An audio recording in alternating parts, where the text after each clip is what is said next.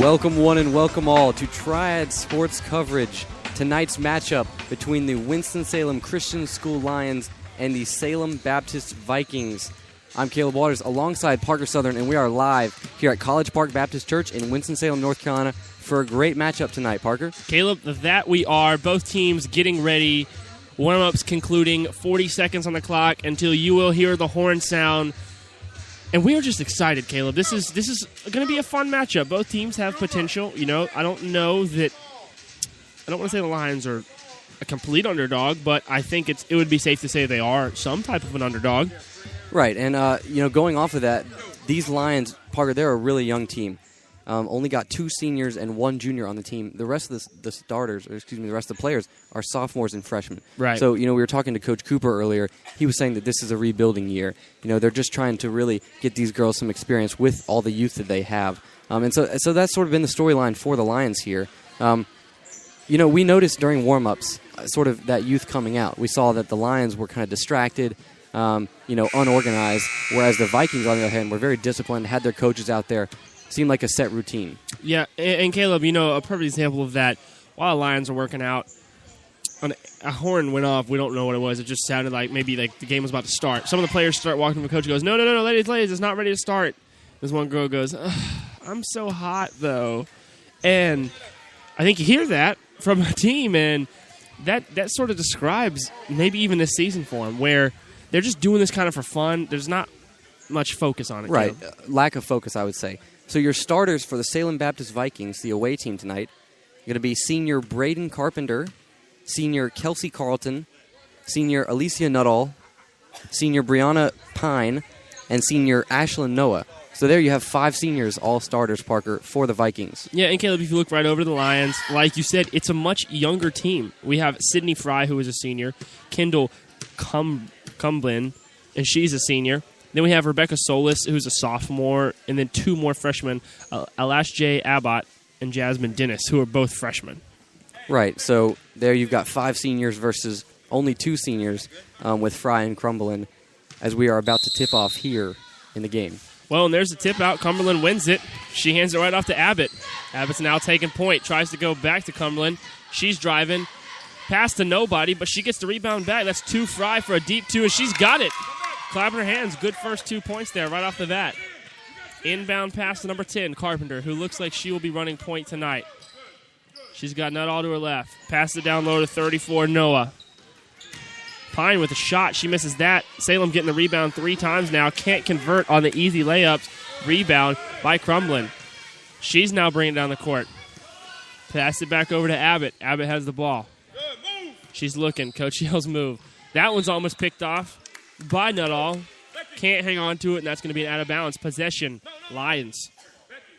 Parker, in a great first possession for the Lions, getting the ball down low, not seeing the opportunity they looked, but then a great shot by Fry. Solis now with the ball down low. She throws it up. A hefty shot. Didn't quite make it. Pine with the rebound. Now Nuttall with the ball. She hands it off to Carpenter. Carpenter's now down the court. Pick set by Carlton. Still Carpenter. Nuttall goes up. Can't convert on the easy 2. Second time we've seen that now. Rebound by Cumberland.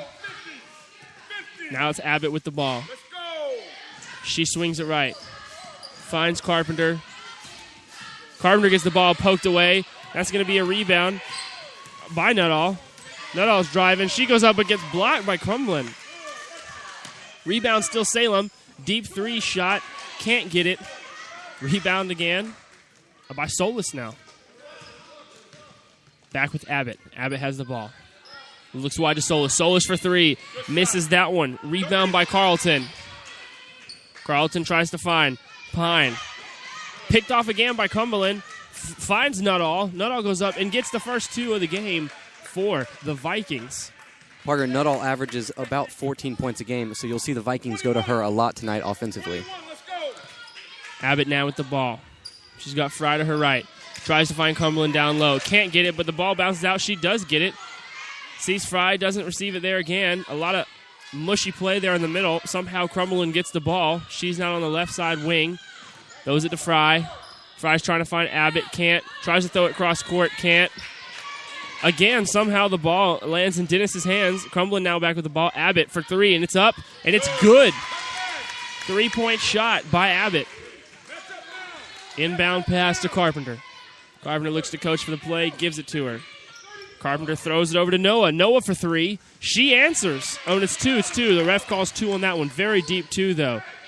Good answer by the Vikings. Now Abbott with the ball. Crosses the half court. Finds down low. Swings it out to Dennis. Fry now has the ball. Fry gets... Oh, and it's going to be a timeout there. The coach calls that one for the Lions. Coach Cooper calling a timeout there as he's trying to set his offense, his Lions offense. We've seen a little bit of sloppy play from the Lions, but they've been able to score off their missed opportunities. Good rebounds down low. Crumbland already with 2 rebounds, Solis with 1. And you saw Ajale Abbott with a nice look for 3 as the Lions do lead 5-4. 5:04 left here in the first quarter. Well, Caleb, the Lions are really just sort of dominating on the boards with both offensive and defensive rebounds, and that's not something we usually see from them. And I think tonight they're really highlighted by it. They're doing an excellent job of that. Right, they're coming out aggressive. It seems like they really want this game. You know, we talked about them being a little bit of an underdog. The Lions currently sit at 4-6 on the season, whereas your Vikings are at 7-7, 2-2 in their conference, which is the Triad Athletic Conference. So just by record standards, the Vikings are a better team, quote unquote, than the Lions. But right now, the Lions come out here and they seem like they want it more. Same starters back into the court: Fry, Cumberland, Solis, Abbott, and Dennis. Abbott with the ball.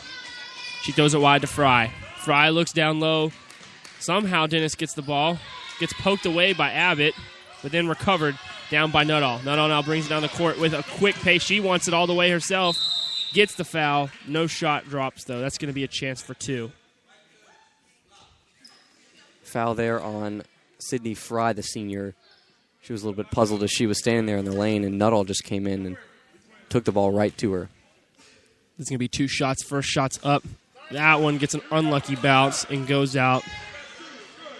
High five from her teammates. Here's the second shot. And that one's in. Abbott inbounds it to a Solis, and she doesn't quite know what to do with the ball. Abbott now back with the ball. Solis waving. Throws it to Dennis. Dennis says no. Cumberland has the ball now. She finds Solis. Down to Fry. Back to Solis. Solis can't find anyone. Goes down low with Abbott. Abbott gets the 2. Mid-range jumper. Now with the ball. Carpenter. She's bringing it down the court. Tries to find Pine. Can't. Shot up. Rough shot by Nuttall, and she gets the rebound. And now coming down the court quick is Abbott. Abbott wants 2, says no. And that's going to be a travel call on the young player there, 15 Solis.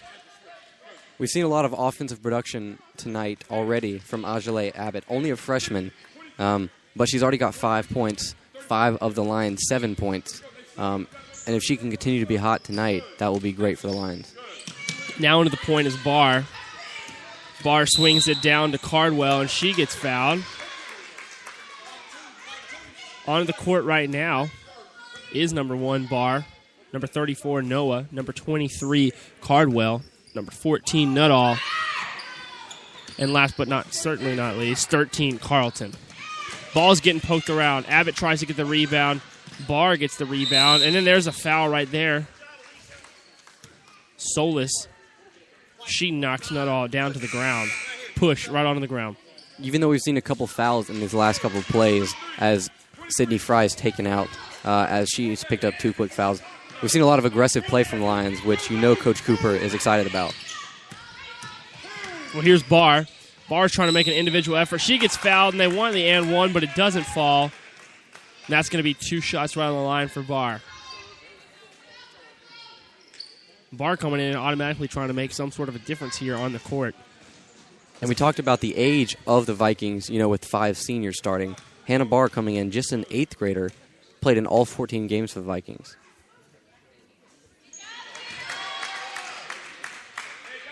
as her first free throw is good. Lions lead 7-6, just under 3 minutes to play here in the first quarter. Here's the second shot. And the gym is absolutely quiet. She makes that one. And that is definitely something to know that she is only an 8th grader. The ball gets inbounded pretty carelessly right there to Abbott, but Abbott somehow gets to hang on to it. Bad pass by Solis. Abbott wants the ball back, gets poked away though. And that's going to be another foul where she gets thrown around on the ground. Can't see who that is. That's 23. That's Cardwell right there. For the Vikings, putting up a heck of a fight. Just gets manhandled right to the ground. And Nuttall is going to do the inbound to Barr, the 8th grader. Nuttall now running down the right side of the court. Switching, Barr with the ball. Trying to find some type of option. Once Nuttall can't get it. Finds Noah. Noah back to Barr. Barr to Nuttall. Can't hang on to the heat of the pass. And Caleb, something to point out, the coach of the Vikings is actually Nuttall's dad, is Coach Nuttall. And as you saw right there, a little bit of frustration from both player, daughter to dad, where I think she was mad at the play, couldn't hang on to it, and it's always a little bit of stress in a relationship. Cumberland for 3. That one rounds out. Poked away by Nuttall, and that'll be possession Lions. Coach, I don't think, likes what he's seeing and wants a substitution for that. You remark on Coach Nuttall for the Vikings. For the Lions, Coach Cooper is a very vocal voice, a loud presence here on the bench for the Lions. Abbott tries to go down under to find her teammate, and she cannot. And that's going to be possession Vikings. Now inbounded ball to Barr. Barr is a very slow-paced basketball player trying to keep this under control. Has a lot of patience. She breaks someone's ankle, knocks Solis to the ground. Nuttall passes it all the way down to the wing to number 11, Payne. First we've seen a hurt. Nuttall goes up. Can't find it. Here's Barr. Barr wants it. No options. Back to Payne. Nuttall now at the top of the key. She's bringing it around the right side. Great defense right now with the Lions. That's a deep 3, and she's got it. Wow. Sheesh.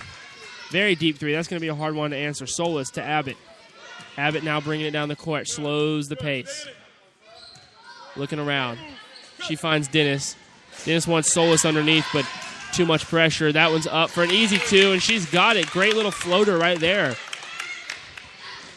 Score right now with 1 minute and 50 seconds left. The Vikings lead by 1 point, 10-9 over the Lions. Barr now crossing half court. She finds Cardwell. Cardwell finds Nuttall under the basket. She can't quite hang on to it. Wants the layup, but it gets blocked down by Cumberland. And that's going to be poked away. Possession, Vikings. With an offensive player like Nuttall, Coach Cooper has put Cumberland on her, and she's done a great job. She's got the height that Nuttall has, and we've seen a great defensive pressure from Cumberland today already. Kendall Cumberland, the senior, one of the 2 seniors on the team, is being a defensive leader out there. Carpenter's going to inbound the ball now. Trying to find a teammate. She can't. That one's going to be picked off by Solis. Solis gets fouled. Coach is getting a little frustrated at that, Caleb. Solis now with the inbound. Has Abbott right here on the baseline. Barr comes up for full court pressure. Abbott's not having much trouble. Playing loose. Cumberland now with the ball on the right side. She goes down low, but can't get that. Barr now trying to execute on a fast break. One-on-one with Abbott, and she can't get it. And that's going to be called out of bounds. Possession goes to the Lions. The Lions there turned the ball over because they were forcing it down low. Abbott was trying to force it down low to Solis, and she had 3 defenders on her. You're never going to make that pass. Now and it was not a great decision. With the ball, finds Abbott. Abbott takes a deep 3, and she's got it. Great shot. That was the response they needed. Now taking a 2-point lead over the Vikings. Barr with the ball. She wants it. Trying to go coast to coast. Throws the ball up, and she's got it. Great layup by the 8th grader. Solis to inbound. Oh, and Abbott trips herself up. Not sure what happened right there. Solis could not seem to find the inbound pass. A little miscommunication there as Kendall Cumberland headed all the way down the court. didn't realize that Barr was putting pressure on Abbott, and Abbott, the only option for the Lions, wasn't open. Some type of stack formation there on the inbound. Nuttall gets the inbound. Can't seem to put it up for any points. That's going to be a foul. 2 shots here for the freshman. Excuse me, for the 11th grader, Cardwell. Tabitha Cardwell at that. She dribbles. That one's up. She's got it. Good execution on the free throw.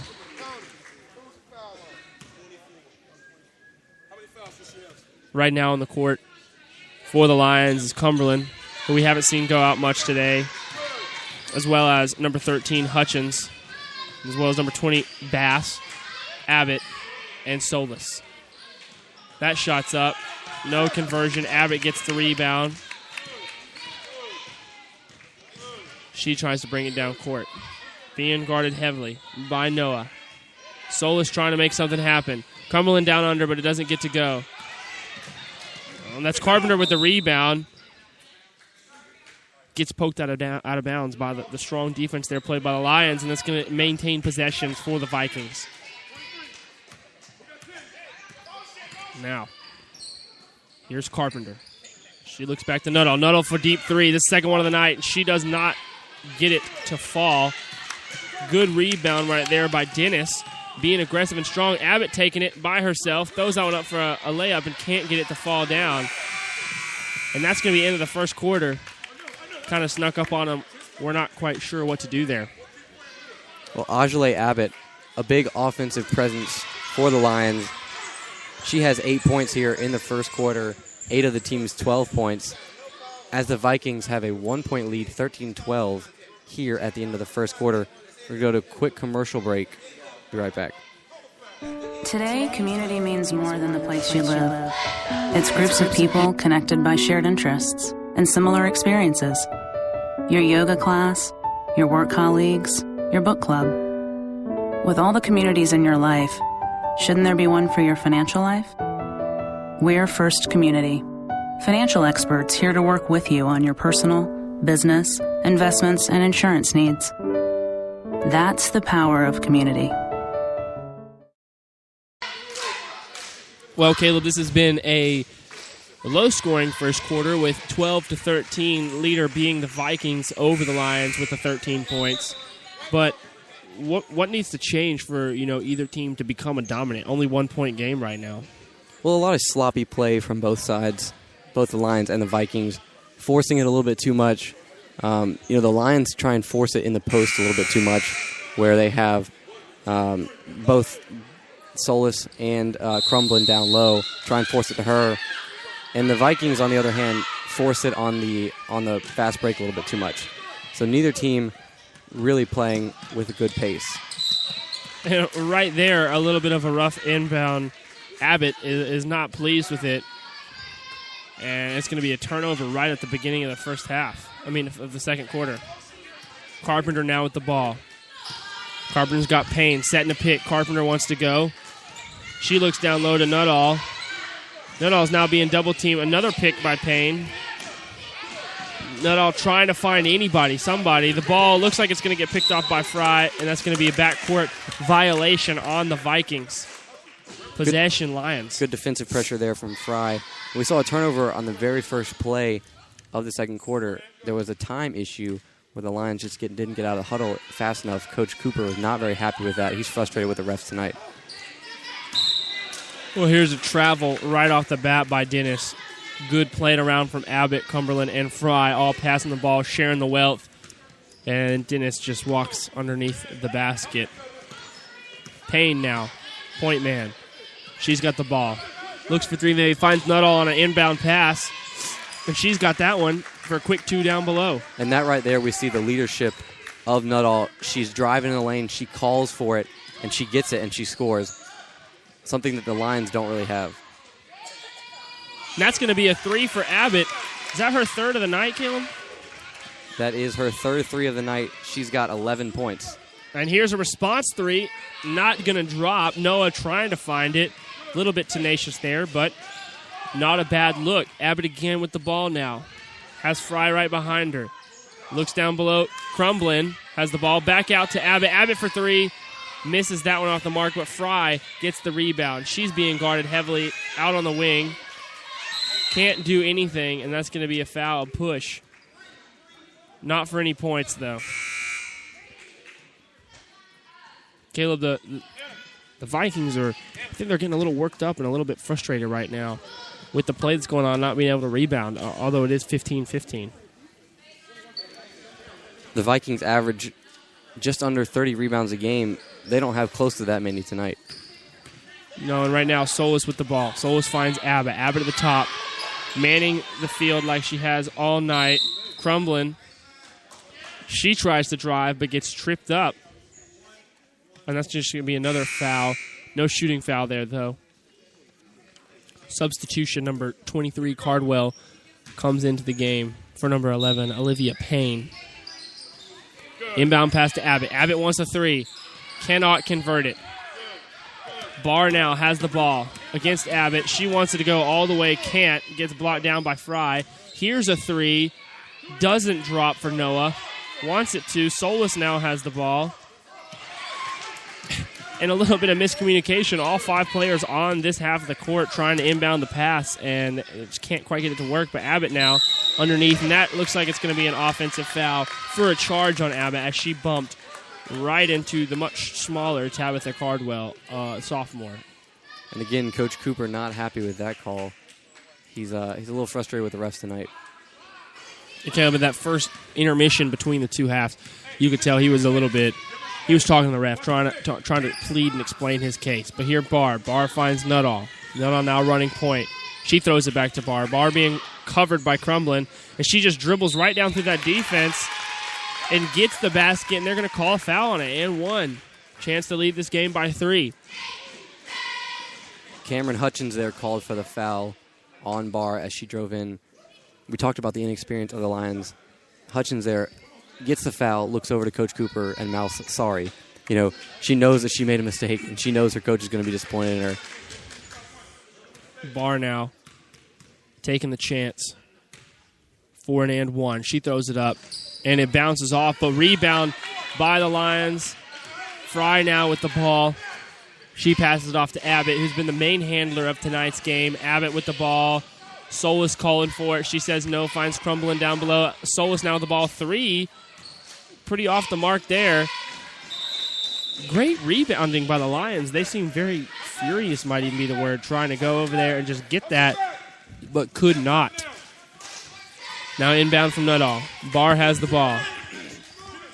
Barr dribbles down the court, looking for some options. Movement by the Vikings offense. Abbott has the ball now. Nuttall with the ball. And coach is getting really frustrated, Caleb. Well, he's encouraging strong defense from Dennis there on Nuttall, but obviously Dennis called for the foul there, a little bit too aggressive on the defensive side. Right, and so here's going to be, it looks like 2 shots for Nuttall. Coach's daughter right here. The senior, who is a guard. First one's up, and it's good. So it was 1 and 1, First one's good. Now a chance for 2. 15-18, 5 minutes and 14 to go in this first half. In the second quarter, I suppose. Shot is up, and she makes that one too. Gives herself a pat on the back. Solis with the ball. Had trouble inbounding it tonight. Finds Fry. Fry over to Abbott. Abbott now with the ball. Crosses half court. That part's taken care of.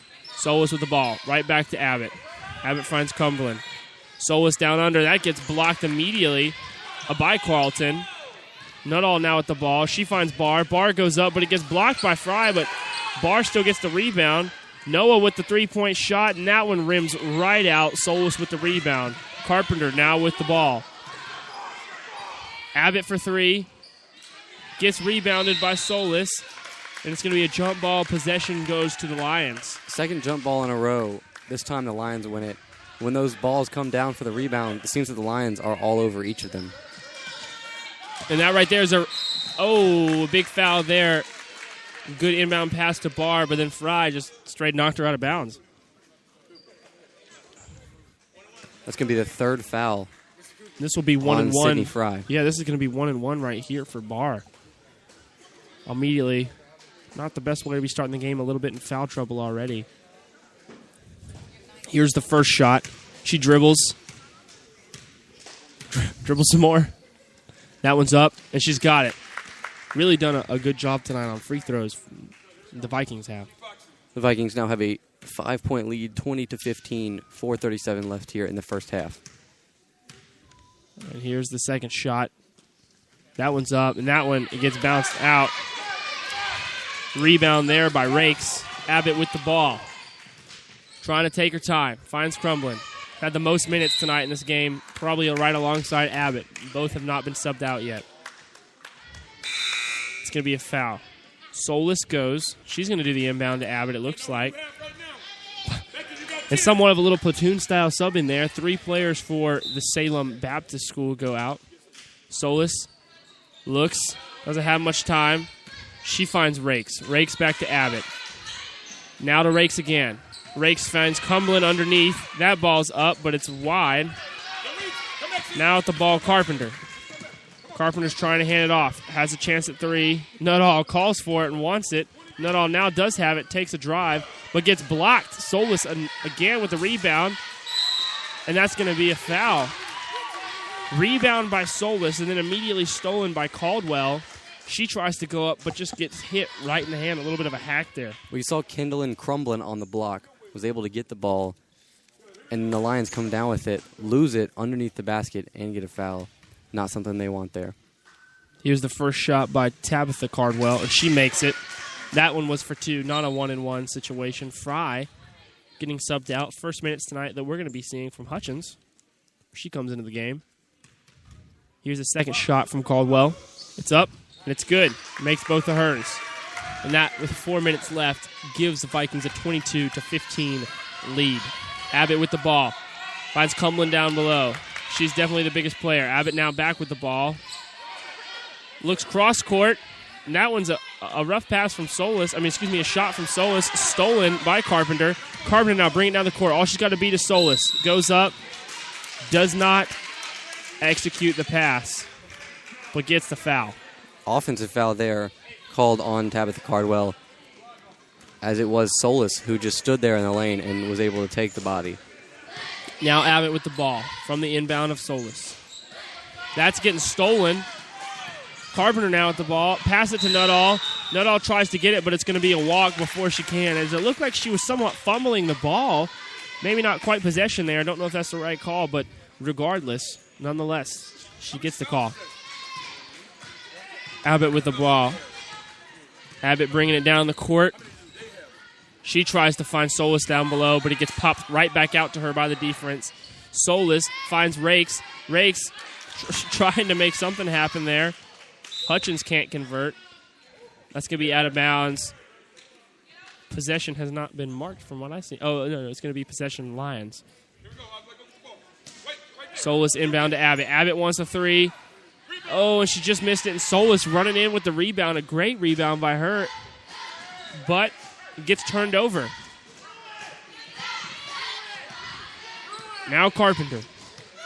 Carpenter looks to Nuttall. Nuttall looks down low to Payne. And a big foul there. Not quite sure what happened. It's going to be a foul on the junior, Jessica Rakes, as she was going in aggressively on Cardwell. This will be 2 shots, most definitely for Tabitha Caldwell. And she lines up, hopefully to extend this lead 2 more points. Right now 22-15 with just under 3 minutes to go. She makes the first one. Here's the second shot. Gets her footing right, dribbles the ball, looks up, got it. She does have it, excuse me. UNCG education, am I right? Abbott now with the ball. Abbott's bringing it down the court. Solis down low. Passes a great pass to Cumberland. Cumberland for 3, but that one was a little bit hot. Solis with the rebound. Rakes trying to get a rebound. Now it's Payne. Payne runs right into Abbott, so the ball gets turned over. Cumberland now with the ball. She throws it to Rakes. Rakes trying to hold on to it. Great defense by Carpenter. Cumberland now to Abbott. Coach yelling, take your time. Abbott taking it in herself, and she's got it off the glass for an easy 2. Great teamwork there with a lot of efforts and a lot of offensive rebounds. The first points of the quarter for the Lions there. Now Carpenter with the ball. She passes the net all down below the basket, and she goes up and gets 2, and she's got it. Soulless inbound pass to Carpenter. Quick inbound there. That's going to be a timeout for the coach of the Lions. He wants 30 seconds. Caleb, what have you been seeing right now? You just said that was the first points. What do they need to do? The Lions not having much luck getting any points right now. Well, both teams are having trouble with turnovers. The Lions especially can't get anything going offensively. Save for Ajale Abbott, there's not really much of an offensive highlight tonight for the Lions. Whereas the Vikings are playing to their strengths. They're finding Nuttall down low. They're finding Nuttall basically anywhere. She's been all over the court tonight, cutting in the lane, outside on the arc. And she's really leading this team along with, you could say, Cardwell. Right. And I think we've seen a lot from Abbott. She's really taken a good position right now. Sort of, I guess you could say, even as a freshman, she's making some leadership out here just simply by her handling. The point guard position's such a big position. And as I say that, a big knockdown 3 there for the Lions. Now Carpenter with the ball. She takes point.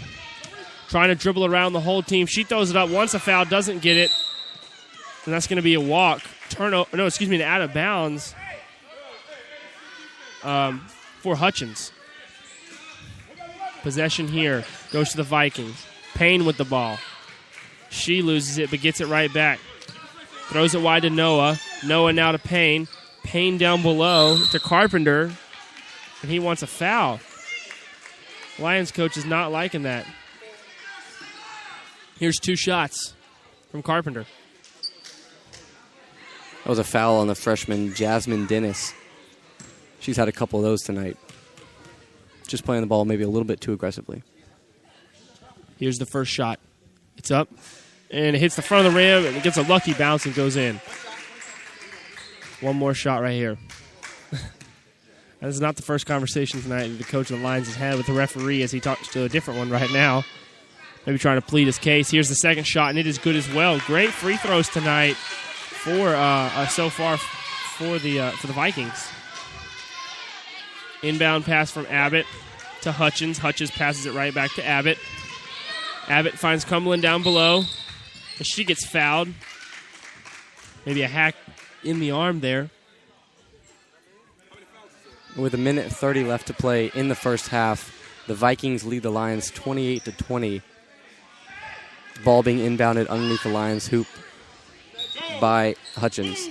And this game slowed its pace a lot, where it was for a little while going a lot quicker, and now neither team's really having much luck scoring as much as even just really getting the ball moving from side to side. And right there was a good play, good foul. Possession went to the Lions, but on the inbound pass, couldn't handle it, and it bounced right back out. And a big substitution for the Vikings as they bring back in Hannah Barr, Nuttall, and Pine, 3 of their most effective players tonight. Under 1:30 to go. Barr has the ball. She gets tripped up, and that's going to be a travel call. Great defense there by Cumberland. Hutchins, the one to inbound the pass, has Abbott, and she does. Abbott now brings it up the court. Coach yelling, come on. Barr against Abbott. Cumberland wants the 3. She doesn't have it, but teammates right there. Hutchins with the rebound. Hutchins throws up a 2. Cumberland trying to save it. Does, but knocks it out of bounds. Possession Vikings. Seems that Coach Cooper of the Lions is trying to take this half, the rest of this game, one possession at a time, encouraging his girls to really just play each possession. Barr now with the ball. Coach calling a play. Pat in his chest. Barr gets a pick from Payne. Nuttall now with the ball. Nuttall wants it. She gets swatted in the process, and that's going to be a foul. 50 seconds to go. And, Kel, this has been some of the longest 2 minutes of basketball we've broadcasted all year. Well, a lot of fouls coming from the Lions. We don't have the exact statistics in front of us, but a lot of the Lions are in foul trouble already. Nuttall with her first shot. She makes it. Been exceptional tonight. If she's missed one free throw, I'll be surprised. I'm pretty sure she's been on just about 100%. Here's her second shot. That one's up, and it's good. Still a little bit of trouble with the inbounding pass. The Lions just are not really communicating on all cylinders, if that makes sense. Abbott throws it wide right there, trying to connect with Bass. Bass can't handle the heat of the pass, and that one goes straight out of bounds. Parker, we've seen a number of times tonight just miscommunication on the inbounds where 4 or 5 of the players for the Lions just run down the court and expect someone else to inbound the ball. And, that's starting off a play like that rushed and that hectic is not going to be good for your offense. Nuttall thinks for 3, says no. Instead hands it to Noah. Noah wants 3, but misses that one as well, which just bounces right out of bounds. Now inbound from Solis to Abbott. Solis back in the game for the first time in this second quarter. Abbott looks to Cumberland. Cumberland to Solis, but it gets poked away. Great defense there by Payne. Nuttall bringing it down the court. 1-on-1 versus Cumberland, and she can't convert. But a foul is called. One of the things I've noticed about Nuttall is that even when she's not scoring, she's drawing the fouls. And she's always attacking the basket, always trying to get those points. And more times than not, she's ending up at the line getting some points for her team. And Caleb, the way she's been shooting her free throws tonight, as I say that, she swishes one of her 2. She's getting the 2 points either way, at the foul line or driving down the lane. And tonight, she's been doing a great job of both. And so here's her second shot, and that one bounces out. Solis trying to get the rebound, can't, but gets knocked back in from Payne. Here's a shot from Noah for 3, and she's got it. Big swish there. And that makes it a 14-point game with 3 seconds to go. Shot up by Abbott. And that'll do it for your first half, ladies and gentlemen. Score 34 Vikings, 20 Lions. We're going to go to a quick commercial break, and we will come back with some first half analysis. Is your business going to die alone? Never meet the customers of its dreams? Just sit on the couch crying into a carton of ice cream while other businesses are out there thriving? New Expression can help. Without the right marketing, you're a wallflower. Without a great website, you're not going to turn heads. And without social media, you don't even have a friend to tell people what a great personality you have. New Expression can give your business a total brand makeover and get you out there, attracting customers. It used to be about who had the biggest ad in the phone book. Today, customers hit the web to locate and research before they call. If Google isn't steering customers to your site or they're not impressed by what they see, you're missing out. New Expression does web design and can provide a free analysis to see how your site stacks up against the competition. Don't have time to constantly update social media? Want cool custom apps and graphics? New Expression can help there too. From print design to mobile marketing to online presence to brand identity, New Expression can help you express yourself. Find out more at nuexpression.com. Hey, it's Big E, and I'm here with the 2013 Barbecue Pitmasters Alabama champions Ricky Wayne and Pig Daddy of Bibbs Downtown. Gentlemen, what's it like being reality stars? Hey, it's almost as good as Bibbs Ribs, baby. We're not Eastern or Western. We're Bester. I'll tell you one thing, I never trust a skinny cook, and these guys got it going on. Hey, you can bring your family in, or if you like Biggie, come on in on Friday and get your Bibbs fixed. It's barbecue with a downtown vibe. They've got dine-in, takeout, catering, and a private event space. Be sure to follow them on Twitter and Facebook, and you can always check them out at bibbsdowntown.com. Well, Caleb, this has been an exciting first half. At first, it was very neck and neck all of the first quarter. Then, at the start of the second quarter, that kind of changed. A lot of favor there went to the Salem Baptist Vikings. And you can hit on that a little bit, but I think I think Nuttall has been one of the main components, I guess you could say benefactors to that, where she's just done great at the line tonight, shooting great from the free throw line. Right. She has 13 points for the Vikings, leads all scorers on both teams between the Vikings and the Lions. And we've just seen, honestly, a more dominant performance for the Vikings here in the second quarter. Like you said, came out the first quarter, was pretty evenly matched. Not a whole lot going on. It was a 2-point game at the quarter. And then, the second quarter we came out, and offensively the Lions just couldn't get anything going. The Vikings were playing to their strengths, as I mentioned before, feeding the ball down low to Nuttall. Hannah Barr coming out has played great at the point guard position. And another thing they've done is they've gotten the Lions in foul trouble. Both Fry and Dennis for the Lions have three fouls apiece. So you're going to see them sitting probably most of the second half. Coach Cooper not really happy with the refereeing tonight. Nothing he can do about it, though, and he's got a couple girls in foul trouble. Well, and Caleb, a lot of that we hit on a little bit at the beginning of the game where warm-up, you saw the intensity, the seriousness, and really and truly the relaxedness as opposed to the let's get this attitude of both teams, and I think the Lions is starting to show where they're out there. At first, they were kind of just having a fun time, hit some big shots, and now that they're sort of falling away from that, the Vikings are capitalizing on it, where they've really hit the shift key and capitalized, and it's showing on the court, where they're playing a much harder, a much stronger, and a much more focused game. Right. The Vikings, as we mentioned in warm-ups, just seem to be a more disciplined team. Right. With a lot of senior leadership, you look at the Vikings roster, they have 8 seniors compared to just 2 for the Lions. And whether that translates to on-court production or not, you're going to see that in the leadership of the players. Nuttall especially just commands the court, demands the ball.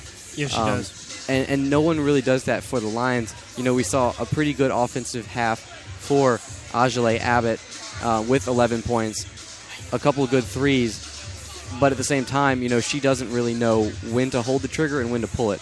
A couple of times she had an open, not so open look that she would, try and take not a really great shot selection. And so there is just, I think, more discipline and more determination from the Vikings. Well, it's interesting you use that word, I guess you could say, shot selection, where we've kind of seen a little bit of, like Abbott. She hit a great 3. She hit 2 or 3 great threes in the first half. And once she did, a little bit like what we've seen with Reams on the men's basketball team, she kind of was running sideways and would just heft it up in the air. And it's like, whoa, wait a second. The reason you're making these shots is because you're having great looks. It's not necessarily because you can just shoot the light out. You know what I'm saying? And I think in this situation, when she's had a couple of those shots, she just kind of gets excited and she'll just throw it up, and it's a very low percentage of chances it goes in. And I don't think she's even made any of them like that, at least tonight. Right, and as a freshman, we've talked about the youth of this team. She may just be getting a little too excited. A couple shots fall for her, and she thinks that everything is going to fall. Right. And she needs to have that discretion in order to be able to become a more efficient shooter, in order to help her team down 14, 34-20 at the break. We're going to go to another quick commercial, and we'll be back with the second half. Today, community means more than the place you live. It's groups of people connected by shared interests and similar experiences. Your yoga class, your work colleagues, your book club. With all the communities in your life, shouldn't there be one for your financial life? We're First Community, financial experts here to work with you on your personal, business, investments, and insurance needs. That's the power of community. Hi, this is Miranda McKinney, Athletic Director at Winston-Salem Christian School, and you're listening to TriadSportsCoverage.com. Well, Caleb, we were talking a little bit about their quick trigger for both teams a little bit. They've gotten a couple good shots to fall, and then they just get really excited, and they think, okay, if I can get this shot to fall, I can get any shot to fall. And I would ask you, what do you think are some of the things, let's start off with the Lions, the home team. What are some of the things they need to switch up and change to cement and lock a win here tonight and try to make this second half a better half in favor of them? Well, early on in the first quarter, we saw them feeding the ball down low to both Crumblin and Solis. They would get the ball out on the arc, they would be patient, hold the ball, and then feed it down low. And Crumblin got a bunch of good looks there in the first quarter. Since then, they've kind of diverted away from that plan, and they've just gone to, honestly, solely perimeter shooting. And that hasn't been working for them. So they need to continue to go down low, to Crumblin especially. She's got the most height out of anyone on the court. And if they can continue to go to her, they could be more dominant. One thing I do want to note, though, with a minute left in the halftime break, the Lions are just now coming out, whereas the Vikings have been out here for 3 or 4 minutes. I think Coach Cooper is really frustrated with his team right now. He knows the potential they can play with because they saw that in the first quarter. The Lions played to the Vikings in the first quarter. It was a very close game. Here in the second quarter, they haven't done that so much. And I think he wants them to just, forget that first half. Right. Come back out here, 0-0 score, and play this second half, without the first half in mind. As I say that, the scoreboard actually goes to 0-0. Seems that they accidentally cleared the score. But it is a 14-point lead for the Vikings, 34-20, as we go into the third quarter here. Well, and Caleb, I think that's a really good point to say, where there's something about saying, no matter if you're up or down, you take every possession, every drive, every rebound as if it's 0-0. And that's what really makes a good player great and an okay team exceptional. And so I'd ask you, what would be one of the quick things we got to hit on for the Vikings to be able to fix into this game, just to make this half their half? Right. They're not doing a whole lot wrong. Sloppy play from both sides, though. Less turnovers for each team is going to make for a better half, right? Especially for the Vikings. Well, here's possession, not all. It's going to be inbounding the pass to Carpenter. Carpenter now's got the ball. Possession, Vikings to start off the second half. Great pick there by Carlton. Leads to a shot option, says no. Pine with the ball. Pine drops it off to Nuttall. Nuttall looks for Pine again. Can't find it. Nuttall running the offense now. She finds Carpenter. Carpenter scratching her eye. Looks like she got hit in the head right there. Some type of injury. Referee calls a timeout himself. Caleb, did you see anything that happened right there? When she received the pass, Solis was on her playing tight defense. It seems to be a problem with her eye, as she's going to be subbed out for Hannah Barr. She may have gotten poked there as she was coming off that off-ball screen. Not really sure exactly what happened. Well, now she's been subbed out. And Nuttall is going to...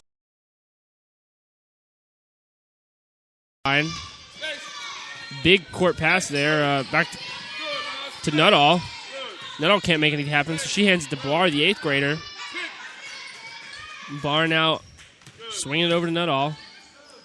Oh, and that one's tipped away. It looks like possession. Oh, and then they're going to say possession goes to the Lions. Poked away by Carlton. One of the things I noticed about that last possession is that every player from the Vikings touched the ball at least once. Whereas you see with the Lions, it's almost a one-man game. The Vikings are much more of a team, playing a team game. Absolutely. And now Crumblin with the ball. Crumblin swings it out. Trying to find Solis. Fry with a 3. That one's airballed. But rebounded by Crumblin. She tries to put it up but can't. Rebound there by Carlton. Says no and swats that run to the basket, and she says she's going to take it now. Bringing it down the court. She's got Solis, she's got Dennis, she's got Fry, and she's got Abbott. Abbott with the ball. Corner 3. Bounces away. Solis with the rebound, though. Solis finds Crumblin on the inside. Hands it off to Abbott. Abbott swings it out to Dennis. Dennis back to Abbott. Abbott slows it down, draining the ball. Solis wants the ball real bad. She runs down low, throws it up, bounces off the front of the Abbott wants to go up, and she's going to say that's an out of bounds. Ref calls that one Barr. Sloppy play right there. The difference between that possession right there and the last one we saw was that Barr tried to take it all by herself. There were 3 Lions defenders around, and it ended up in a turnover, whereas the last Vikings possession ended in a basket with them passing the ball all around. Right, now here's Abbott. She takes a 3 again, misses it. Crumblin trying to... Barr got Nuttall, but says... Instead, throws it against Abbott, and Abbott just simply lets that one roll out of bounds. Vikings will maintain possession. Caleb, Abbott, she's really shooting the gun tonight, taking a lot of 3s. And now here's a rebound with Fry. Fry has the ball and hands it off to Abbott. Abbott brings it down. She's got Crumblin right to her left. Abbott going to Fry. Smallest girl on the court, but she's playing center, it looks like, position-wise. Crumblin now with the ball. Crumblin to Dennis. Dennis for 2 and gets an unlucky bounce, but Solis gets the rebound, throws it up again. High glass backboard.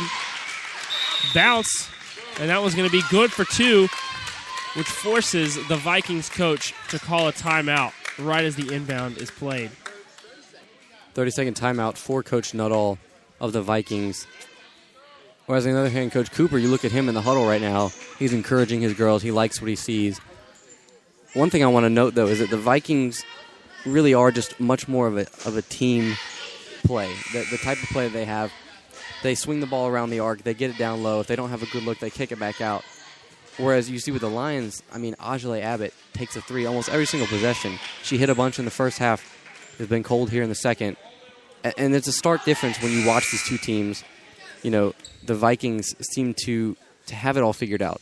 And the youth of the Lions here is showing in the individualistic play. Absolutely. I think that word youth is it hits a hammer with a nail. Now here's the inbound from Nuttall. Nuttall gets it to Carpenter.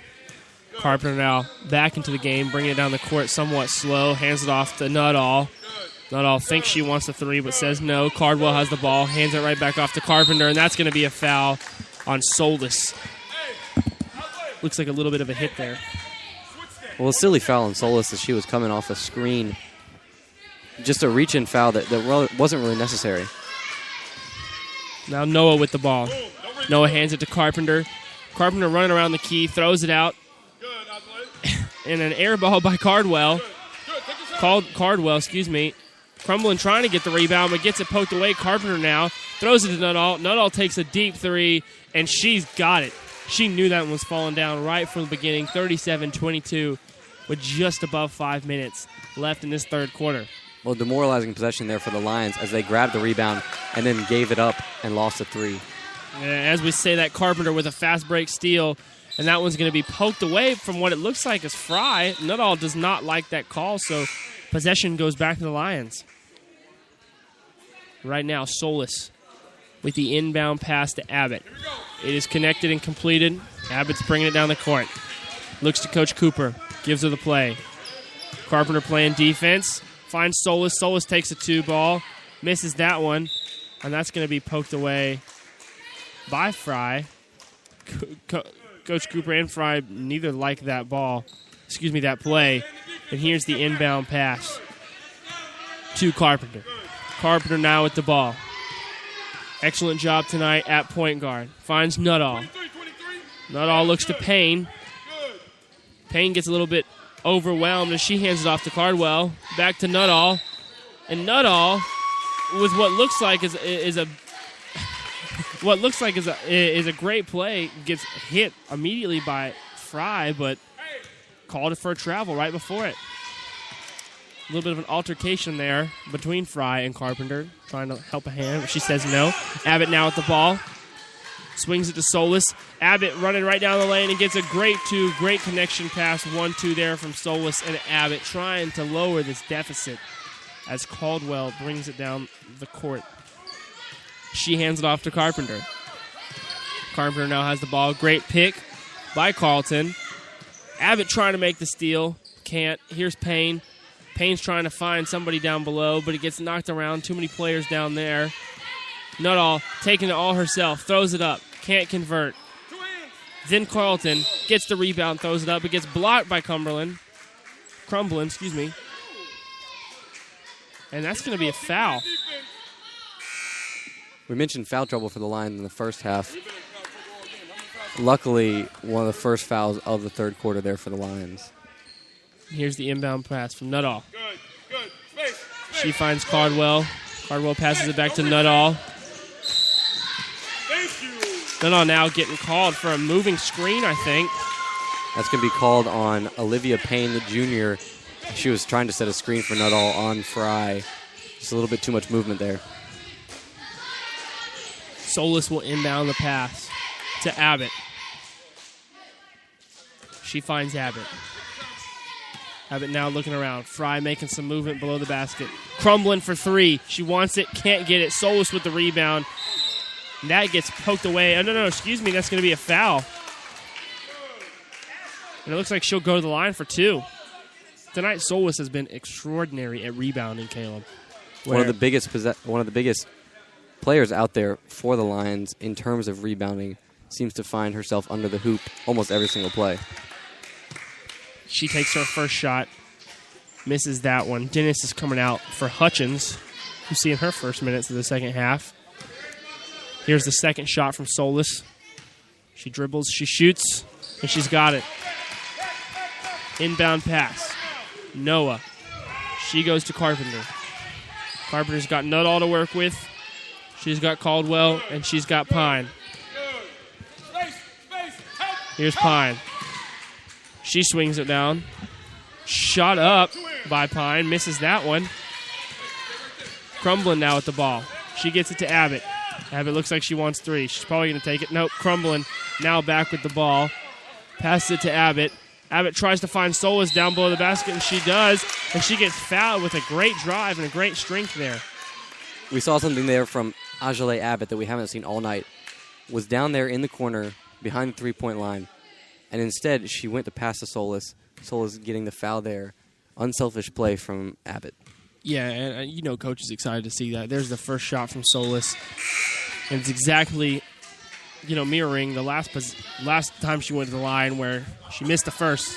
See if she can make the second here. 37-25, just under 3 minutes to go here in the third quarter. She dribbles. She shoots. And the shot is called off for some type of violation. It looks like they went over the line too early, even though she made it. So, great opportunity. Both shots missed.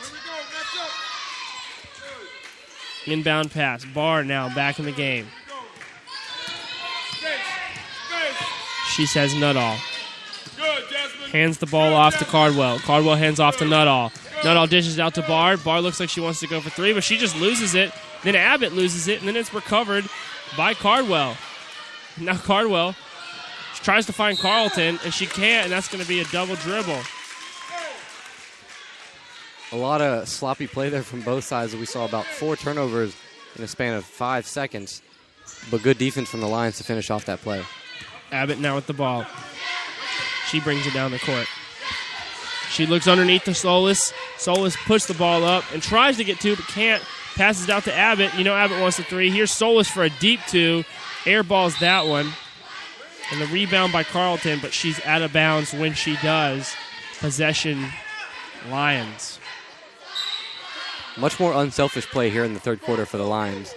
As Coach Cooper calls a timeout, we've seen almost a different play style for the Lions coming out into this third quarter. Abbott's had a couple good looks. Solis has had a couple open looks. But instead, they're choosing, like I mentioned, to go down low. What they were doing in the first quarter, finding Solis, finding Crumblin down low. And I can't say that it's, completely worked for them as they are down 12. But they're starting to climb back into this one. They are, Caleb. And Solis has been, I think, probably the cornerstone and honestly one of the major changing points in the second half. Whereas you did mention they got to get going down low, and Solis has really capitalized on that, where an unlucky last foul line where she missed the first and the second when they were called on an over-the-line violation there. But for the most part, Solis has really taken over down low as the main person. And for the Lions, there's not one star. Abbott's had a great night tonight. Fry and Crumblin, both seniors. But, with the Vikings, they've got Nuttall, and they seem to want to go through her at least every single play. The Lions, they're distributing the ball much more, just trying to find success anywhere they can. Now here's the inbound. Solis. She's going to want to try to go to Abbott. Plays are being moved. She does go to Abbott. Abbott touches it, and that's not going to be called backcourt violation. Abbott finds Dennis. Dennis now trying to go. That's going to be a push-off on Pine, and the coach of the Vikings does not like that. Well, in the inbounds play, Solis threw it deep to Abbott. The ball went over the other side of the court. The ref said it was touched. From our angle, it didn't look like it was touched, but nothing you can do about that. And there's a shot by Abbott that goes all the way around the rim and goes right out. Barr now with a quick coast-to-coast. She throws it up, can't convert. Has some friends trying to help, Carlton and Pine, but neither of them can convert. And it's a foul. It looks like on Abbott. Foul on Kelsey Carlton, actually, for the Vikings. Oh, yes. Excuse me. He's at 23. I was trying to find out who she was talking about. So it looks like possession's going back to the Lions. Abbott now with the ball. Inbound from Solis. She's bringing it down the court.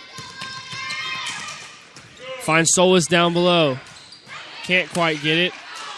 A couple of rebounds. Ball's bouncing around. Solis shoots it up again. Here's Hutchins. Abbott now catches a pass from Hutchins from down below. Abbott for three, and that one almost goes in off the backboard. But instead, Barr now has the ball running down the court. And she looks out, finds Nuttall. Nuttall for three, and she can't get it. Dennis with the rebound, but it gets poked away back to Nuttall. Nuttall to Barr. Barr goes in, finds a good pass, but she gets blocked real hard. And that's going to be a foul. Foul on Jasmine Dennis there. Her fourth on the game. A lot of rebounds for the Lions, as we mentioned. unfortunately, they're not able to capitalize on those. In that last possession, we saw 4 offensive rebounds between Hutchins and Solis combined, but they didn't get any points out of it. And there's Cardwell with her first shot, which she gets. A couple of substitutions here. Dennis with 4 fouls. Not sure if we'll be seeing that much more of her in this game today. Here's Cardwell with her second. Minute 21 in the third. 38-25 Vikings. She gets it. Misses the shot. Rebounded. Tries to be passed. Nuttall tries to take the ball, and that's going to be possession Lions. A little bit of a confusion there as well. But we saw the ball just sort of bouncing around. Now Abbott has the ball. Abbott brings it down the court. She looks, trying to find something there, finds Bass, but then Bass has it taken away. Now here's a quick turnover, Carpenter. She has the ball. Nuttall goes up with a shot, misses that one. The ball's bouncing around. Abbott gets the rebound. Abbott now bringing it back down the court. Abbott looking. She's got Solis. She's got Bass. She passes it to Fry. Fry trying to get a pick from Crumblin. Now Solis. Solis getting hard defense on her. Crumblin has the ball. Crumblin passes it back to Abbott. Abbott for 3. Misses that one. And she has got to have taken at least double digits worth of 3-pointers tonight, Caleb. Yeah, about any shot she gets, any open light she sees, she's taking the shot. And in this second half, they haven't been falling for her. They have not. Now with the ball, Carpenter. She's looking around, trying to find someone. Nuttall has the ball. Back to Carpenter. Carpenter at the top of the key. She throws it left. Tries to find Cardwell. Gives it to Nuttall. Nuttall pulls up for 3, and she can't get it. Rebound, though, by Pine. She shoots, misses that one. And then there's a shot from Cardwell, and she gets fouled on the shot. That'll be 2 shots. Again, a turnover there. Well, effectively a turnover on the foul, as that should have been Lions' ball. They weren't able to capitalize on it, letting the Vikings really just out-hustle them on the rebounds. Right, and here's Cardwell. She has her first shot, bounces off the front of the rim, hits the backboard, and falls. Great support from all of her teammates. Pine coming all the way up to give her a high five. And just 4 seconds left here in the third quarter. Let's see if the Lions can get anything going. And there's a second shot, and that one's made, which makes it 40-25. Solis inbound to Abbott. Gets poked away by Nuttall. Abbott throws it up, and nothing will go. And that's got to be half. Excuse me, that's going to be the end of the third. Well, an interesting third quarter there. We got to see a little bit in a couple spurts of what maybe, the offense of the Lions could produce. But again, just too many turnovers and too many bad shots. 40-25, Vikings lead as we go into the fourth quarter. Quick commercial break. We'll be right back. Hey, it's Biggie, and I'm here with the 2013 Barbecue Pitmasters Alabama champions, Ricky Wayne and Pig Daddy of Bibbs Downtown. Gentlemen, what's it like being reality stars? Hey, it's almost as good as Bibbs Ribs, baby. We're not Eastern or Western, we're Western. I'll tell you one thing, I never trust a skinny cook, and these guys got it going on. Hey, you can bring your family in, or if you like Biggie, come on in on Friday and get your Bibbs fixed. It's barbecue with a downtown vibe. They've got dine-in, takeout, catering, and a private event space. Be sure to follow them on Twitter and Facebook, and you can always check them out at BibbsDowntown.com. Well, and here we are, 40 points up to the 25 Lions. As the crowd is starting to grow here, the men's game following this one, which we will also give you coverage of. But Caleb, what do the Lions need to do? They're not firing on all cylinders right now. Well, down 15 points going into the fourth. For them, I don't know if this game is in reach. I think what they need to do is win this fourth quarter. Come out and say 0-0 like we mentioned about the first half, but they just need to have a full quarter in which they can really just dominate a team. Well, here's the inbound pass. Solis puts her hands up. She passes it to Abbott. Abbott now right back to Solis, but it's picked off by Nuttall. Nuttall one-on-one versus Abbott. She throws it up, and she's got it, and there's a foul, too, and that's going to be a chance for a 3-point play. 7 minutes, 51 seconds. Now they have a lead of 42-25. Well, there we see how dynamic Alicia Nuttall is with the defensive steal, goes coast to coast, faster than almost everybody on the court. gets a 2 and a foul. Just all-around play for her, for the Vikings. And her shot is up, and she misses that one, rebounded by Abbott. Abbott now brought it down the court. Nuttall pokes it out of Cumberland's hand. Solis now to inbound the ball. Still the Lions' possession. She's got Abbott right here close. Abbott throws it up to Crumblin. Crumblin with the shot, but she can't get it to fall, and that's going to be a foul. And it looks like Abbott will go to the line for 2. See how she shoots for 3 free throws tonight. Haven't seen her much to the line. Well, I mean, obviously she's been shooting threes all night. She hasn't been down there. No fouls. Well, you say you haven't seen her much of the line. We haven't seen much of the Lions at the line tonight. Whereas the Vikings, it seems that their game plan is to get the ball to Nuttall and see what she can do with it. A lot of times she's able to get that foul. The Lions don't penetrate as much, and they don't go to the line nearly as much as the Vikings. First shot was good. Second shot is up, and it's good. Solis out, Hutchins in. Carpenter with the ball. She's being double-teamed, and she kicks it. And a great individual effort there by Noah. Now the ball gets passed out to Noah again. She shoots 3, doesn't get it. Dennis with a great rebound, a great strong rebound, and that's going to be a foul right there on Carlton, and she doesn't like it at all, shaking her head. I think she's a little confused as to maybe even what's happening. Well, that's her second foul in about as many plays. A foul on one end defensively, and then a foul there on the rebound. The Lions are going to go to the foul line 1-and-1. It's going to be Jasmine Dennis, the freshman forward. Right now on the court for the Lions is Hutchins, Fry, Dennis, Abbott, and Crumblin. Here's the shot from Dennis. One is missed. No chance there. Now Cardwell bringing it down the court. She finds Noah. Noah finds Nuttall. Nuttall looks to Carpenter. Carpenter dribbles, trying to reset up this defense. She hands it right off to Cardwell. Cardwell hands it right back off to Nuttall.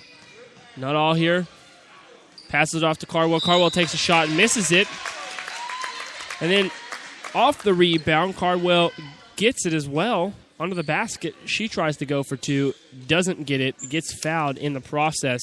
And now she's going to go to the line for 2 points. Here's the first shot. It's up, and it's good. With 6:53 left in this game, the Vikings lead 43-27 over the Lions. Here's the second shot. That one's hit off the rim, but Cardwell gets her own rebound. She has a great save to Nuttall. Big swing there to Noah. Noah shoots the ball up and just misses it. And that's going to be another foul. This time, however, on the senior, Braden Carpenter. She'll go to the line for 2. There we see sort of the same thing that's been plaguing the Lions all game. They're not able to grab a rebound, and when Carpenter grabs that rebound under the hoop, there's really no choice for Hutchins but to foul her so she doesn't get an automatic 2. There's the first shot. She makes it. Substitutions on the way. Payne coming in for Nuttall. Well, yeah, Payne coming in for Nuttall. Pine in as well. Carpenter here for her second shot. She throws that one up, and she's got it.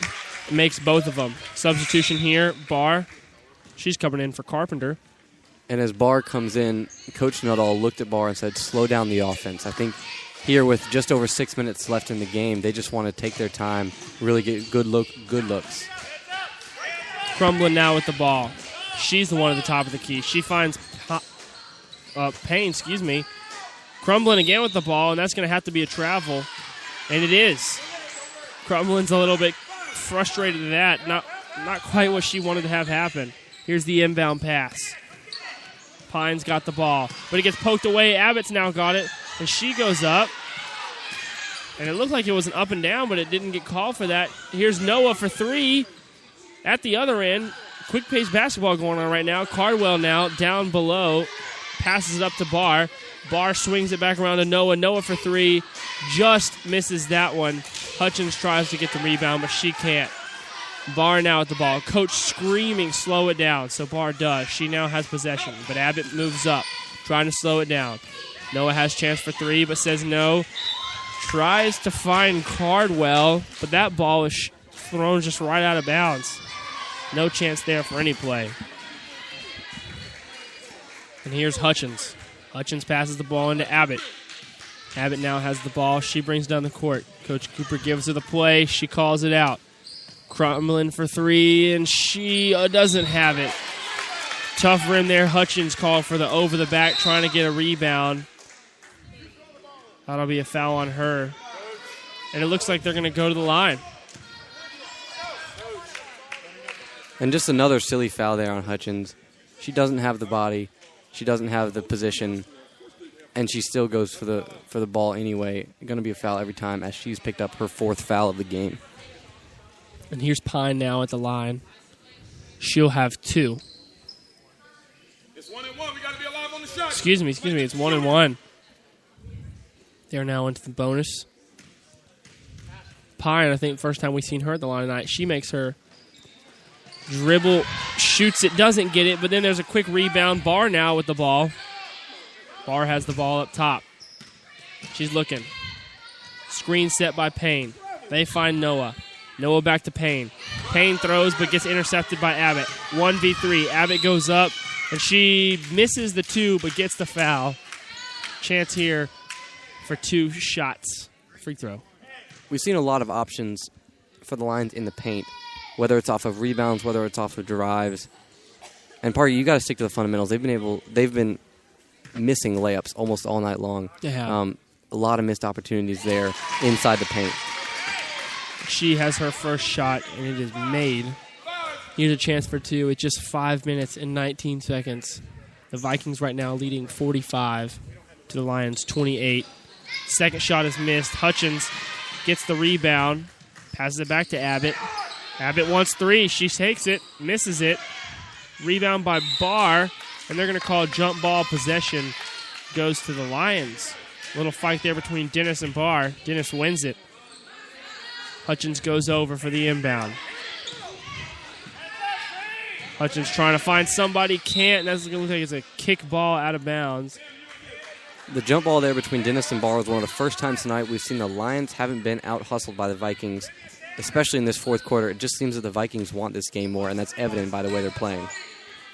Abbott with the ball. Payne with the shot. Misses that one.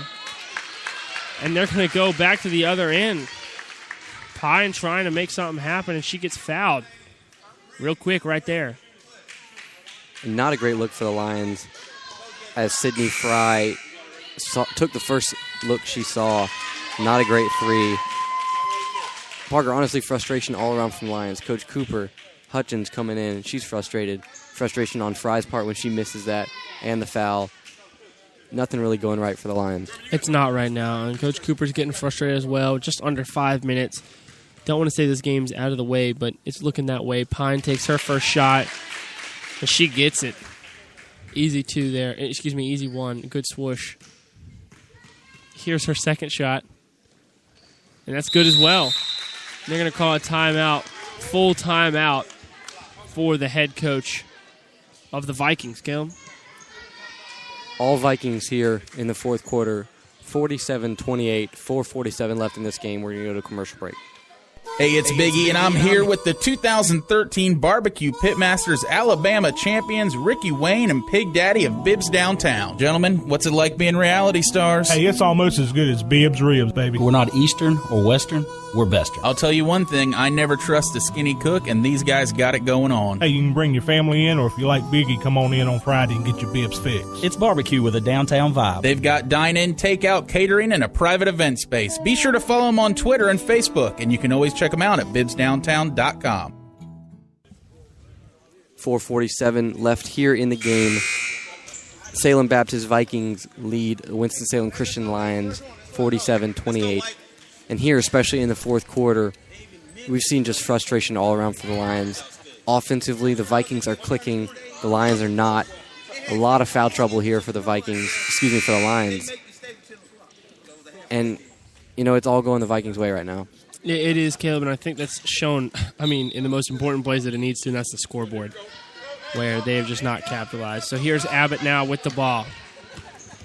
Abbott looking. She can't find anything. She finds Crumlin.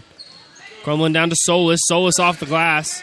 Can't get that one to fall. Fry fighting for that rebound, but doesn't get it. Now it's Barr versus Crumblin. Barr goes up, and it gets poked out of bounds. No, it doesn't. It's just a simple out of the bounds. Ball, Lions, possession. We've seen a lot of great plays tonight from Hannah Barr, but a lot of times she gets rushed going in the lane, and she loses the ball like that. Well, Caleb, the gym is definitely starting to fill up a lot. Where, as you know, Mike Pettaway, the man, the myth, the legend, our boss, he was talking a little bit before this game about how tonight's matchup, Salem Baptist versus same exact matchup. It's just the guys' team. It's a really, really, really big matchup, and it's a crosstown rivalry. It's gonna be very interesting, and so you can tell the gym's already filling up for that game. Right, going to be one of the biggest matchups for the season for the Lions, and like you said, there are a lot of people here. And a little bit of dispute over a jump ball there. Coach Cooper doesn't like the call. Now it's Nuttall with the ball. She hands it to Barr. Barr passes out to Noah. Noah for three. She misses that one, and she's definitely the Abbott of the Vikings when it comes to three-land, trying to take a lot of those shots.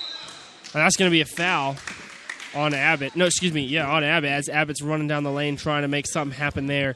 She gets hacked, and she will go to the line. You mentioned Noah in terms of three-point shooting. About every time she gets the ball beyond the arc, she's taking a shot, and I don't think she's made a single one tonight. Really wasted opportunities for the Vikings. And here's a three-woman substitution coming in for the Vikings. Looks like we got Carlton, Carpenter, and Nuttall. First shot was a miss by Abbott. Here's the second shot. It's a miss as well. Rebounded by Solis, who's done an excellent job tonight. And Coach getting a little bit of flack. He was frustrated by the call on the jump ball on the possession. And now he gets it. Here's Crumblin for three. She misses that one. Rebounded down by Cardwell. Cardwell brings it on the court. She swings it over to Nuttall. Nuttall deep two. She's got it. Now Abbott got inbound pass. She's bringing it down the court. Abbott looking around. Abbott takes a three. Great possession, great look, but can't seem to get it to fall. And here's a one-on-one Nuttall all by herself. She goes up for the layup and misses it. Frustrated herself. Abbott now with the ball. She's going to bring it back down the court. Nuttall trying to take that from her. Payne calling for the ball. Payne, deep three. Way off the mark on that one. That's going to be a foul. Unnecessary foul, might I add at that. Well, unnecessary foul seems to be the story of the fourth quarter for the Lions. A lot of frustration fouls as Jasmine Dennis picks up her fifth foul, fouls out of the game, and Jessica Rakes is going to come in for her. And it is very quiet in the gym right now. Here's the shot. After the foul. Bounces off the rim. Nothing falls there. And something we wanted to add just about tonight's game, those of you who are familiar with Donnie Baldridge, someone who does a lot of the commentating for us here at Triad Sports Coverage as well, he actually had a baby today, and he wanted me to read off the statistics of his child. Exactly. So, Donnie, if you're listening, here you go. He's wearing a number 1 onesie, coming in at 20 inches, weighing 7 pounds and 6.5 ounces. His name is Aiden James Baldridge. Maybe an AJ there, possibly. Who knows? Baldridge. Congratulations, Donnie, and to his wife as well. It's a great accomplishment, very exciting. We give you our best wishes and prayers. From Caleb Waters and I. Here's a shot by Carlton. She hasn't been able to get much to fall tonight, and she does. Abbott now bringing it back. 2 minutes and 30 to go. 52-28. Vikings lead. Abbott, deep two. Wants it to go, but it won't. Rebound by Cardwell. Cardwell hands it off to Carpenter. Carpenter over the line. Here's a timeout. 30 seconds by the Vikings. And with 2:21 here left in the game, the Vikings lead 52-28 over the Lions. Well, Caleb, what are some of the things you're excited about to look into in this matchup tonight versus the guys' game? I think it's definitely going to be a very fast-paced, very exciting basketball game. Right, I think regardless of the team's records at this point in the season, this game's always going to be big because of the proximity of the two teams. Crosstown rivals there. They're familiar with each other. And, we're going to see one of the biggest crowds we've seen all season here tonight. And last night, with the Lions coming off a win against Surrey Home Educators, hopefully looking to repeat that, it's going to be a great game tonight. It is for sure, and it'll be exciting basketball. This gym gets pretty loud because of the way it's built, obviously, just when you get even a few people in here. So it's going to be interesting. But Carpenter now with the ball after the inbound. Carlton with the pick. She hands it off to Nuttall. Back to Pine. Pine goes back to Nuttall. And that's going to be some type of foul. Caleb, did you hear what he said? 3-second call on the Vikings. 3-second call right there. And they've had a lot of careless fouls as well. Both teams really, just stuff that doesn't matter, that doesn't need to be happening statistically wise, is not helping either team. Abbott hands it off. Trying to find someone. Solis now in the ball. Pass it to Crumlin. Crumlin's taking it baseline. She goes up. Solis with the rebound. Nothing surprising there. Solis and rebound have been two words we've used together a lot tonight, and now she's inbounding the ball. Going to be looking for Abbott or Crumlin. She heaves it up for a quick two, and it won't fall for Hutchins. Now Nuttall. She passes it off to Carpenter. Carpenter bringing the ball just over half court. She's got Nuttall to her left. She decides to go right with Pine. Pine back to Nuttall, and that's going to have to be a walk. Turnover. And, they've seen a lot of those walks tonight, a lot of these turnovers. Just under a minute 30 here to go. 52-28. Abbott looks back at the clock.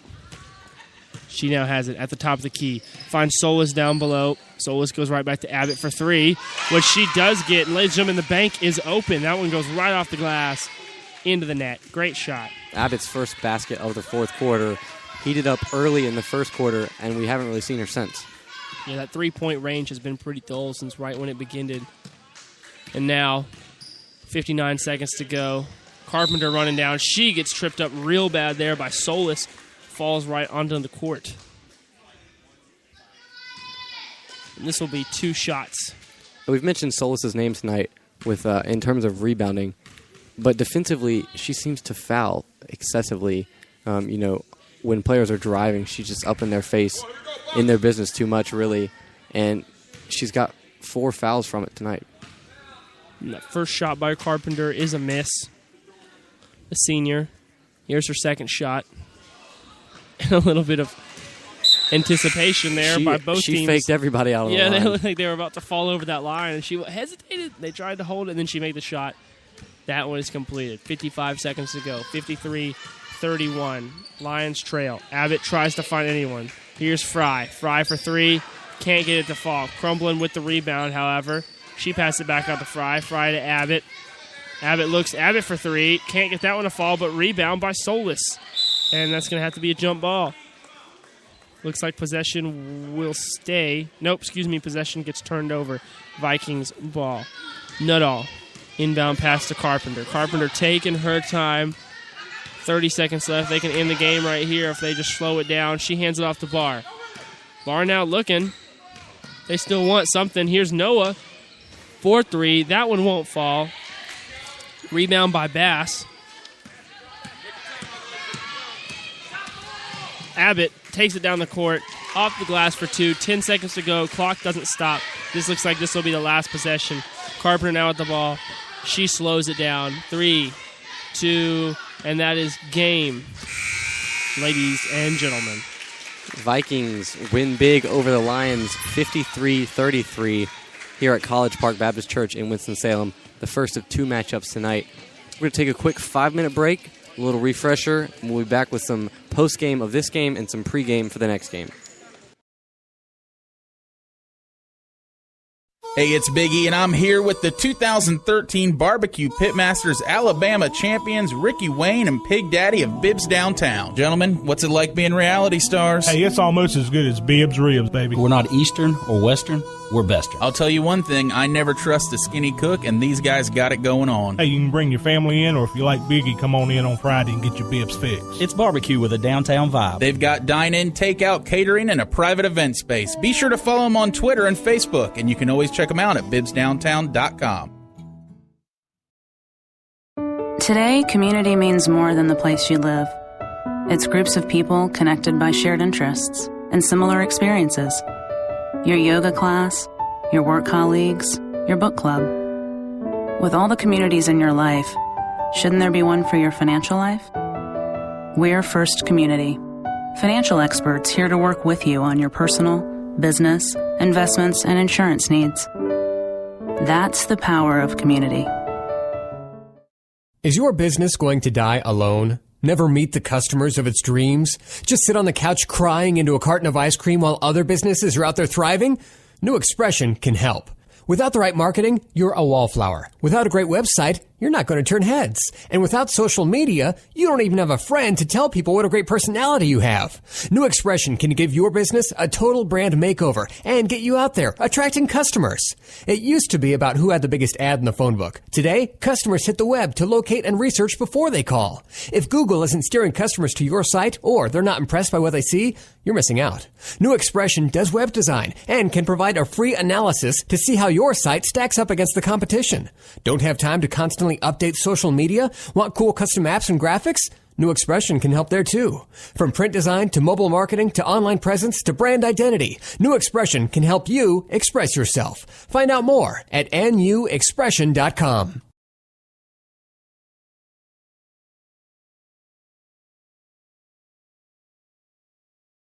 Is your business going to die alone? Never meet the customers of its dreams? Just sit on the couch crying into a carton of ice cream while other businesses are out there thriving? New Expression can help. Without the right marketing, you're a wallflower. Without a great website, you're not going to turn heads. And without social media, you don't even have a friend to tell people what a great personality you have. New Expression can give your business a total brand makeover and get you out there, attracting customers. It used to be about who had the biggest ad in the phone book. Today, customers hit the web to locate and research before they call. If Google isn't steering customers to your site or they're not impressed by what they see, you're missing out. New Expression does web design and can provide a free analysis to see how your site stacks up against the competition. Don't have time to constantly update social media? Want cool custom apps and graphics? New Expression can help there too.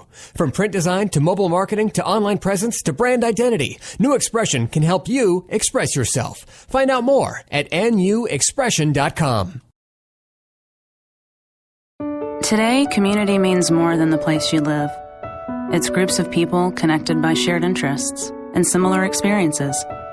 Your yoga class, your work colleagues, your book club. With all the communities in your life, shouldn't there be one for your financial life? We're First Community, financial experts here to work with you on your personal, business, investments, and insurance needs. That's the power of community.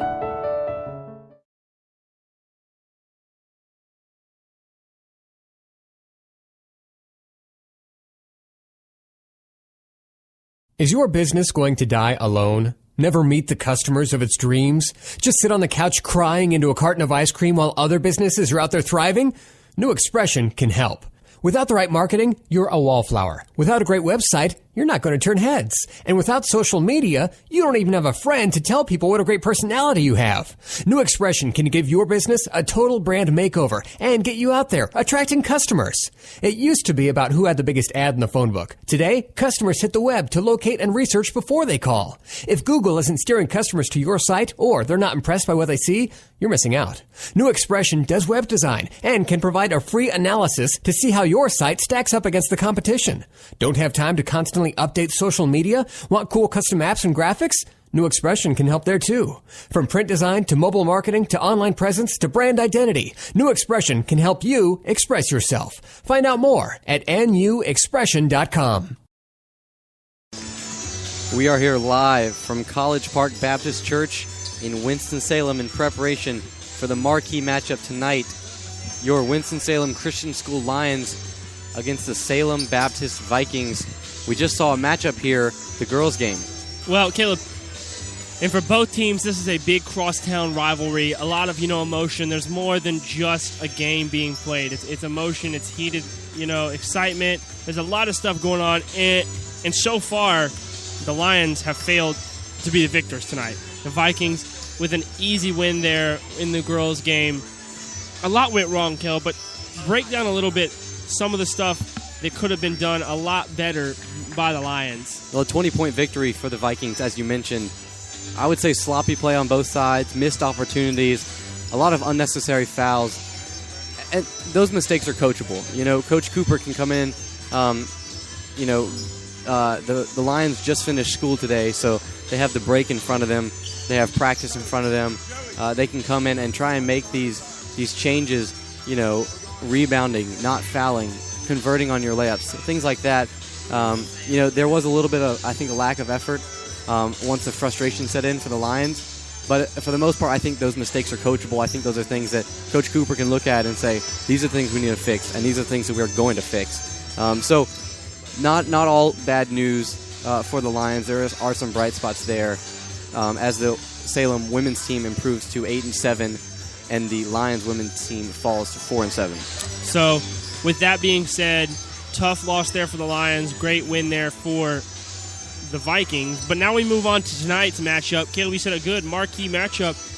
This is a big game. And as we're watching both teams warm up right now, usually we see one team that's more on fire, that's more tenacious. And right now, both teams are about the same. There's good height on both teams. Coach Joey McKinney was talking to us how he's excited about this game. He's a little bit scatterbrained, but he's excited. But Caleb, tell me a little bit. So Madison Norwood as well as Mason Gore, neither players will be in tonight's game. Well, for the Lions, that's a big deal because Madison Norwood last night, let me preface that by saying last night the Lions beat the Surrey Home Educators in what should have been a much bigger blowout. The Home Educators kept it close for most of the game. But Madison Norwood had a double-double last night, 10 points and 10 boards.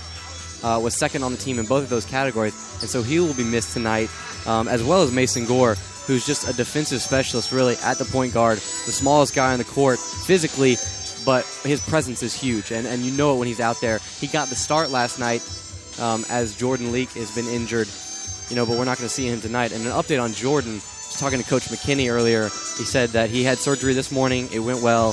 He's still at the hospital recovering and probably will be for a majority of the weekend.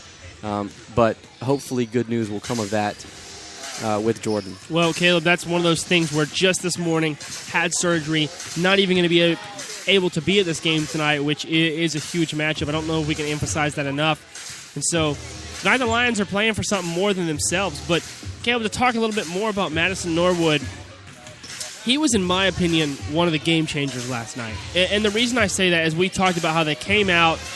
They were not playing strong. And when I mean they, I mean the Lions. They were losing to, in my opinion, a much less talented team because they simply were not giving everything they had. And what we saw of that is Coach, he gave us his example where he said, hey, I came out, I got a piece of toilet paper and said, hey, boys, this is what you're playing like, this piece of toilet paper. And I think that got in their head, and Madison was telling about that in the post-game interview. And I think he was one of the main players who really took advantage of that speech and said, hey, let's change the game, let's change this play. And that's why I say he's a huge game changer. And so tonight, to not have him on the court, I know the Lions have got to be hating that. Right, and a big matchup tonight will be, I think, a battle between Jamal DeShields of Winston-Salem Christian School and Bryce Marshall of the Vikings. Jamal DeShields currently averaging 19.5 points a game, leads the team in that category, and 7.5 rebounds a game, also leads the team in that category. Whereas you've got Bryce Marshall for the Vikings, a junior, who has about 16 points a game and 4.5 boards a game, second on the team in rebounding. So those two guys are really the leaders of their teams in terms of offensive production. We talked about last night, Jamal DeShields had a terrible first half, really turned it on in the second half. He came out and had 12 points and 11 boards, a double-double for him as well. When Jamal DeShields wants to turn it on, he can and he does, and he can dictate a game. Probably something that Bryce Marshall can do as well. And so we'll see that sort of back and forth between those two guys tonight. Well, Caleb, another thing is last night's win did not come easy, and we did not think that was going to be happening first quarter and a little bit into the second quarter, where I would say it was a comeback win. And Coach McKinney talked a little bit about this, where you can have those type wins, and they're fun and they're awesome to say, but you can't have that type of win against the Salem Baptist, like who they're playing tonight. You got to come out and play 100% from the first minute to the last minute. And now we're going to take a moment of silence as they pray.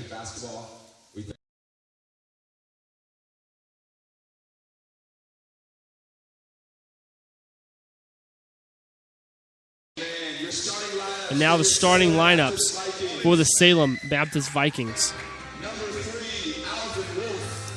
It's going to be number 3, Alvin Wolf. Number 5, Tyler Grubbs, who is a junior. And number 15, Ronnie Cecil, who is also a junior. Senior, excuse me. And Sammy Vestal, another senior. That's 2 seniors so far, 3 starting tonight. And number 33, Adam Linder Jr. So in this starting lineup, 2 juniors, 3 seniors, a lot of seniority there. And now, looks like they're about to do the starting lineups for the Lions. Caleb, you can take it over from here. Interesting that the Vikings left Bryce Marshall out of their starting lineup. That might be him there with a broken wrist. Not sure. We're going to get an update on that. But the starting lineups for your Winston-Salem Christian School Lions. Landon Burton will be the senior starting at the guard position. The other guard position will be the junior, Trey Dennis. At the small forward position will be number 15, the freshman, Samuel Reams, who's played a big key part in their last couple of games. Jacob Brown, the big man. Number 14, the sophomore. And the man himself, Jamal DeShields, senior, filling out the roster for the Lions. Reams, a freshman, and Brown, a sophomore, giving the Lions some youth that the Vikings don't have. But obviously Reams has proved himself in the past couple of games. Not something that the Lions are worried about. Well, Caleb, something I want to note as well, with Gore not being here tonight, you mentioned a little bit, Gore, he's just so excited to be on the court. He plays with such tenacity. He plays with such strength, such just got to get the ball. And I think we see that from Dennis as well. I think both guards tonight, they don't really lose and or gain anything when one or the other is in or out. I think they're both just as strong of players. As Cecil and Brown battle for the tip, Vikings ball, as Alvin Wolf is going to run the point for the Vikings. Wolf swings it wide to Grubbs. Grubbs back up top to Wolf. Vikings here slowing the pace down. Back outside to Grubbs. Grubbs drives, kicks to Wolf. Wolf doesn't like what he sees, covered by Burton. Kicks back out to Grubbs in the corner. Ball stolen by Brown. Trey Dennis coming the other way with it now. Slowing the offense down for the Lions. Dennis calls out the play. Swings the ball right to Brown. Back to Dennis at the top of the key. He's guarded by number 33, Linder. Kicks it left to Reams. His three's off the mark, but Jamal DeShields brings down an early board. 2 points quickly on the board for him. And Caleb, that right there just set up the tempo tonight for Jamal DeShields. Anything less than his 100%, which he just showed us, great rebound, great putback, is what he's going to have. As Wolf pushes the tempo for the Vikings, kicks it wide to Grubbs. Dennis knocks the ball loose, and Burton coming the other way with it now. A strong drive from Burton, and he's going to get fouled by number 3, Alvin Wolf, the senior guard for the Vikings. Everyone fired up here for the Lions. Like you mentioned, full house tonight. Coach McKinney's fired up. Landon Burton's fired up. Well, Caleb, 2 incredible defensive possessions for the Lions here, back-to-back, both steals, good turnovers, and I don't think that was caused a shot in the foot, I guess you could say, by the Vikings. I think that was the Lions playing great stand-up D. And, being familiar with Wes Miller, he played at Carolina. He's now the coach of UNCG, my school. He does this play, and he calls hands up. And it's as simple as it sounds, where he puts his hands up in the air, and the defense has to play it. And tonight, the Lions are doing a great job of that. As Burton makes the first, misses the second of those free throws. Wolf bringing the ball the other way now for the Vikings. He swings wide to Grubbs. Back up top to Linder. Grubbs with it now on the near side to us. Linder has it at the top of the key. Back to Wolf. He wants a three. Not going to get it. Linder now at the top of the free throw line. He's going to be fouled by Burton. Well, Caleb, very like-bodied members on both teams, I guess you could say, where Ronnie Cecil and Jamal DeShields about the same height, both muscular and height. And then you got to look at Brown and his counterpart, number 5, Tyler Grubbs. And the Vikings inbound the ball. It's going to be a travel on Adam Linder, the junior. The Vikings sporting a olive green here tonight with the Lions in their home white. Bryce Marshall substitutes back into the game for the Vikings. As Trey Dennis brings the ball across the timeline, swings to Burton, to Brown at the top of the key. Brown almost loses it, but swings it out to Burton. And a foul is called on number 21, Sammy Vestal of the Vikings, as Burton was trying to drive baseline. And Burton will inbound the ball for the Lions. Finds Trey Dennis on the near side. Looking to get the ball down low to DeShields, but he's not open. Dennis drives, kicks to Brown. Brown open for three. The shot's off the mark. It's a rebound. Cecil kicks ahead to Marshall. And Marshall with a rough drive. Brown there stood his ground, took the charge, got the offensive foul called. Caleb, they're struggling on offense, being 0 right now. It's 3 points to 0 as the Lions lead. I know DeShields now talking to coach, trying to set up a play. Dennis playing strong defense tonight. And the Lions can't seem to get their offensive rhythm down. They want something specific, trying to feed the ball down low to DeShields as Coach McKinney calls a 30-second timeout. He and Jamal were talking there on the sideline as Dennis was bringing the ball up court. Jamal was telling him, Coach, we can't do this. Something's not working for him. And so they called a timeout here trying to reset the offense. Well, Caleb, if so far, with 5 minutes left in this first quarter, this is any indication of how the Lions are going to play tonight, I know Coach McKinney is excited, and I know all the fans are excited because they are playing a very strong, great defense, and I even think they've had some great looks. Some shots just haven't fallen yet, but that comes with time in this game. Well, offensively, they're playing smart. They're playing deliberate. They're trying to make every shot a great look, and you're seeing that here from the Lions. Right now, Coach having a little bit of a conversation with the ref, not sure what he's talking about. Burton will do the inbound to Dennis. Dennis now receives the pass, crosses the timeline, swings left to Burton, finds Brown down low, back out to Burton as he has nothing. Burton's pass stolen by Marshall. Marshall drives on Dennis. Can't get the floater to fall, but Ronnie Cecil there out-rebounds everybody, and he's got 2 points. Puts the Vikings on the board. Dennis pushes ahead to DeShields. DeShields kicks out to Burton. Burton for a step-back three. He's got it. Sheesh! And oh my goodness, a little bit of a step-back action there. Burton with the three-pointer. Marshall pushes ahead to Linder. Linder has no options, kicks it back out to Bryce Marshall. Marshall to Wolf. Wolf wants to pull up for three. It's going to be an air ball. Ball bounce off Ronnie Cecil. Rebound Reams as Dennis pushes it. Now slowing the tempo. Finds Reams on the wing. Reams for three. He's got it. 9-2 Lions. Early lead for the Lions as Wolf, the senior, pushes it. Linder now back to Wolf. Wide to Marshall. Marshall for three. He can't get it to drop. And Brown with a strong rebound. Trey Dennis now has it. Slowing the tempo down. Dictating the offense here. Finds Brown at the free throw line. His turnaround jumper bounces around the rim and it drops. Caleb, quick 11-2 lead here. Already up by 9. And I know Coach Joey McKinney is excited. They're trying to get as much atmosphere help as they can in here tonight. Wolf to Marshall. Marshall back to Wolf. They find Vestal down low, and Vestal kicks wide to Linder. His three's off the mark. A strong rebound there from Bryce Marshall.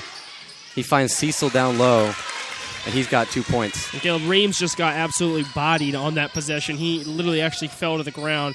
That's why Cecil had such an easy 2. Cecil with all 4 of the Vikings' points. As Brown has it in the post. A great move, but his layup is off the mark. And there, Adam Linder wasn't communicating with his junior counterpart, Bryce Marshall, threw it off his back, and by the time Marshall could recover the ball, it was a travel as Marshall is subbed out for the senior Daniel Needham. Well, Caleb, a lot that I want to talk about right here, just real quick. Reams as well as Burton, both senior and freshman, have shown a lot of great leadership on the court, hitting both those threes, getting a lot of momentum, and you know that's got to be helpful. Burton to Dennis. Dennis wide to Reams. Reams driving now. Kicks out to Burton. Dennis at the top of the key. And he's called for a travel on a jump stop. Not happy with that call. He made the bucket, but was called for the travel beforehand. Now Hedges subbing in for Brown for the Lions as Alvin Wolf brings the ball the other way for the Vikings. Needham on the left side. Back up top to Wolf. Wolf to Needham. And back to Wolf. A two-man game here as Needham has it at the top of the key. Feeds it down low to Vestal. Vestal kicks out to Needham. He's guarded by Dennis. Cross-court pass to Wolf as he drives. And a great block there by DeShields. Dennis recovers and kicks it right back to DeShields. DeShields with a layup. Easy two there. Caleb, there was nobody stopping that train. He had all the momentum he needed. He had the height, speed, and strength, and he used all of it for an easy two. As Wolf kicks to Needham. Needham tries a drive, denied by Reams. Back up top to Wolf. Wolf swings wide to Linder. Linder sees a great wall of DeShields, and he throws an errant pass there. Burton recovers. Burton bringing the ball across the timeline. Pushes it. DeShields has it at the top of the key. Swings wide to Dennis as Dennis on the drive kicks it out to DeShields. DeShields and Coach McKinney having a conversation there. Dennis for three. His shot's off the mark. A great rebound by Josh Hedges. And the Lions will reset the offense. Landon Burton commanding the point guard now. Caleb Hedges, he offers so much when he comes in on offense, and as well as defense. And right here, he's getting some good rebounds, not being the tallest player. DeShields denied the baseline drive there. Foul on Wolf. Caleb, something else I want to point out, though, is Burton's patience. I think he gets some good rebounds, people inbound, and he's playing strong, he's playing fast. He's already had that three in this game. But not only is he a great point guard where he can distribute the wealth, but he also just has great patience. The Lions find Brown on the inbound. He puts up a floater that's good. Needham now pushing the ball for the Vikings. Finds Wolf. Swings wide to Needham. Cross-court pass to Wolf. Wolf pulls up for three. That's going to be off the mark. And Brown comes down with a big rebound. Pushes it ahead to Dennis. The speedy Dennis finds Reams in the corner. And his three is money, forcing the Vikings to call a timeout. And the Lions are so hyped right now. For the people in the gym watching, jumping up and down, everybody's excited. Coach McKinney, Samuel Reams, Josh Hedges, everybody right now is pumped as the Lions have a huge 18-4 lead over the Vikings here. A minute 27 left in the first. Well, Caleb, I want to say I'm familiar with one of our friends, Jacob Wintink. He actually went to the same church as you and I did, and he's on the Salem team. And his mom, I see her across the court, and as Coach McKinney comes out and starts screaming her players, she just kind of looks and she goes, "Excuse me, what?" And it was just really cool just to see how excited the whole bench is and how excited everyone is. The Lions are going to reset. As you mentioned, Wintink there, inbounding the ball to Wolf. Wolf bringing the ball up the court. Pushes wide to Needham. Needham back to Wolf. Wintink in the corner, finds Cecil down low. And he bodies up Brown, gets a shot off, can't get it to drop. As Jacob Burwell tries to grab the board, fumbles while he does, and is called for the travel. Lions come the other way now. Brown inbounds the ball to Dennis, who's going to take his time bringing the ball up the court.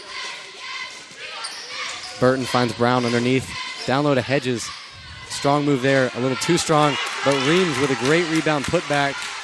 Lions lead 20-4, 50 seconds to go in the first. As Wolf brings it up court, guarded by Burton. Great find outside to Needham. His three's off the mark. As Reams comes down with the board, Dennis pushing the ball. Finds Jacob Brown. His layup's off the mark, and Wolf coming the other way with it now for the Vikings. And he's going to be fouled by Trey Dennis. And the Lions right now offensively are clicking on all cylinders. Well, Caleb, the Vikings need to just slow everything down. The Vikings are getting, they're getting beat on some of these fast possessions where they're getting an open Reams who's hit 2 threes now already in this game. And they just need to slow the pace of the game down and take charge, because right now they're just riding the passenger seat, and they want to get the driver's seat. Willard subbed in for Burton, and he comes away with a steal here early. Passes it off to Dennis. And a big block there from the junior Wintink. Coach McKinney wants Willard to take that shot there. Well, Wintink with a good swat. He got all the height, just chipped the ball enough for it to not go in. And that right there is just a breakdown of communications, a pass from Marshall to really nobody. And I think he wanted his players to do something different. Willard finds Brown underneath. He's going to go to the line, and the bucket counts. High fives from everybody as Willard found him underneath the hoop, and all he had to do was put that ball up. Okay, Caleb, as you mentioned, Ronnie Cecil, the senior, he has all 4 points right now with 16 seconds left in the first quarter, 22-4. This is a blowout I don't think that we were expecting at all. And I'm not going to say this game's even close to over, but it's not looking too promising for the Vikings as we speak. And they call a timeout there as the lead is extended 23-4. You look at the body language difference between the Vikings and the Lions right now. The Lions are pumped up. They're jumping around. Everything's working for them. The Vikings, honestly, are just hanging their heads. They don't really have an answer for what's going on right now. Down 19 here early in the first. What offensively have the Lions been doing to be so effective? Well, Caleb, I think a lot of it, there's so much encouragement on the Lions side where I think they've had some bad looks. I think they've had some things they might want back. And, of course, they're leading this game very handedly. But some of those looks, it's more a pat on the back and saying, hey, chin up, we're going through this together. Whereas on the Vikings side, I feel like every time there's a missed shot, a bad pass, or a turnover, it's, whoa, what are you doing? You're messing up. This is your fault, And there's much more of a, I'm not taking any blame, but rather going to just put it on other people type mentality. And that's got to be shut down, because you win as a team and you lose as a team. There's no individual losses, especially in a sport like basketball. Needham bringing the ball up the court now for the Vikings. He kicks it wide to Marshall. Back to Needham. Needham drives and kicks. And Marshall's going to be whistled for the travel. 6 seconds left as the Lions inbound it. We're going to look for one more shot here to end the first quarter. And I bet they go to Reams. Dennis finds Brown. Brown the pull-up. Kicks it to Dennis. Dennis from the top of the key. His three is off the mark as time expires in the first quarter. Lions lead big 23-4. We'll see you at the start of the second quarter. Hey, it's Biggie, and I'm here with the 2013 Barbecue Pitmasters Alabama champions, Ricky Wayne and Pig Daddy of Bibbs Downtown. Gentlemen, what's it like being reality stars? Hey, it's almost as good as Bibbs Ribs, baby. We're not Eastern or Western. We're Western. I'll tell you one thing, I never trust a skinny cook, and these guys got it going on. Hey, you can bring your family in, or if you like Biggie, come on in on Friday and get your Bibbs fixed. It's barbecue with a downtown vibe. They've got dine-in, takeout, catering, and a private event space. Be sure to follow them on Twitter and Facebook, and you can always check them out at BibbsDowntown.com. Well, Caleb, we were talking just last night in that big win for the Lions, where Coach McKinney was saying, there's something wrong with my team. They've been off. I've had to threaten morning 5:30 a.m. practices. I've been very frustrated with these guys. They've been playing inconsistent. And tonight, we see a complete 180-degree turn from what that was, where it is completely different directions. Teammate playing 110% on the court. Coach is so excited. He's gotten everybody in the game just a little bit, and he's talking to his players nonstop. Right now, he's got all 5 starters huddled up, and he's talking to them, and he's being so encouraging. And I think that goes hand in hand. They give the better play. He gives them respect, and it just makes it's a great recipe for success. Right, a slow start last night for the Lions. Anything but that here. As the second quarter starts, Lions possession. Dennis looking for a screen from the Shields. Dennis with a strong drive. A quick pass to Hedges, who can't get a handle on the ball. And a silly turnover there for the Lions, but one of their first of the game. As Vestal inbounds it to Needham. Needham finds Marshall on the side. Marshall, cross-court pass to Wintink. Wintink drives, finds Cecil. He's going to go up for the shot.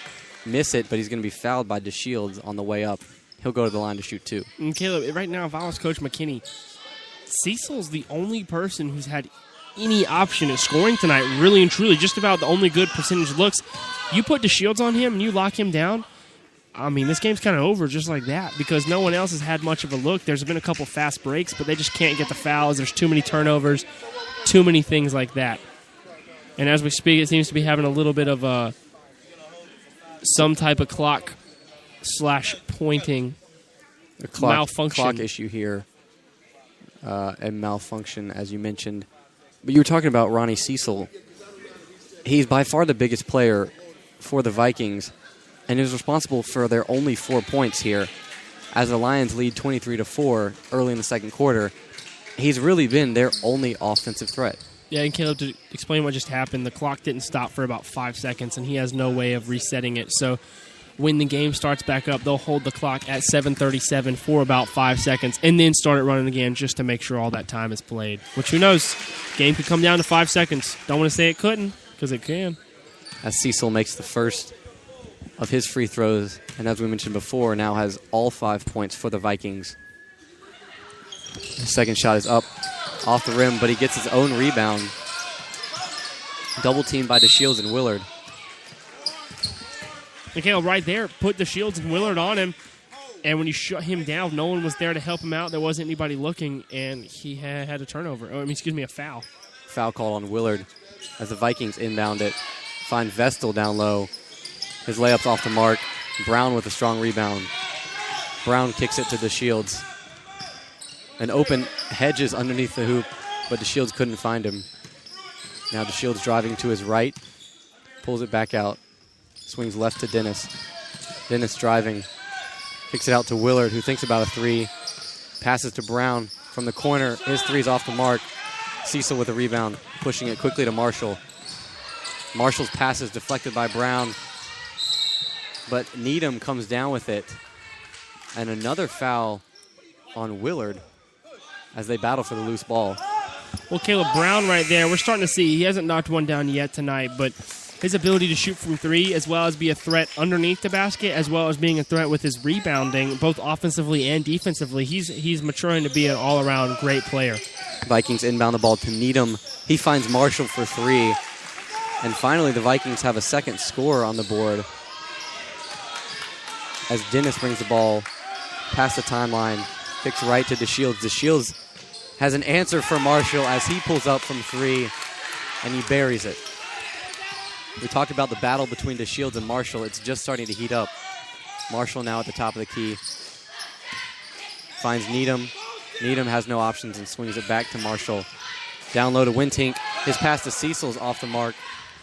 And Hedges comes down with the turnover, pushing ahead to Burton now. Burton finds DeShields. DeShields going to go for three again. This one off the mark. Wintink with the rebound pushes to Marshall. And Marshall a strong drive on DeShields, but his shot won't fall. And now Dennis is going to slow down the pace for the Lions. Dennis calling out the commands. Driving to his left. Gives it off to Burton. Burton, a good look down low to DeShields. Great defense there from Wintink as he gets a block. And Marshall's coming the other way with it now. Quick pass down low off Vessel's hands. Needham has a look that's not going to drop. And Dennis coming the other way with it now for the Lions. Trey, bring it out! Trey, bring it out! Dennis is going to try and drive to his left. Nothing there. Finds DeShields in the corner. Back out! DeShields doubled by Cecil and Marshall. He finds a cutting Brown for a great look for two. Great work there between DeShields and Brown. Well, Caleb, what I like right there is when Burton comes in, he frees up DeShields as well as Dennis to play maybe a 2 and a 3 position as opposed to them having to play one where Burton gets the handles. And Ronnie Cecil with an easy look down low. Assist from Wintink. Just miscommunication there defensively as Cecil has 7 of the team's 10 points. Dennis driving to his right. Almost loses it. He finds DeShields at the top of the key. DeShields drives left. Puts up a floater in Cecil's face. And Cecil looks at coach and says, I have no answer for that. Marshall bringing it the other way now for the Vikings. Needham swings to Marshall. Wintink in the corner with it, guarded by Hedges. drives baseline, passes it off to Sammy Vestal, who's going to be fouled over the back by Landon Burton. Well, Caleb, right there we saw Jacob Wintink, bringing it down the baseline. He's already got 2 blocks tonight as well as 2 assists. And, well, I guess you could count that as an assist because he gets to go to the line here for 2 shots. But Jacob Wintink he's been the defensive stand-up on this team because no one on the team, has done anything else. And so even those 2 blocks, what Literally has done has been the biggest influence on the defensive side tonight. As Vestal makes the first of 2 free throws, Jacob Burwell, Jr. for the Vikings, subs in for Cecil. And now Vestal makes the second of 2. Logan Burton now in for the Lions as well as Landon. As Dennis calls the play, coming across the half court. A nice spin move. Puts up a running floater. Good for 2. The Vikings pushing the ball now. Marshall at the top of the key. Pulls up for 3, and he buries it. DeShields now inbounding the ball to Dennis. Coach McKinney, a vocal presence on the bench, calling out the plays. Dennis kicks it left to Reams. No option for him as he finds Burton at the top of the key.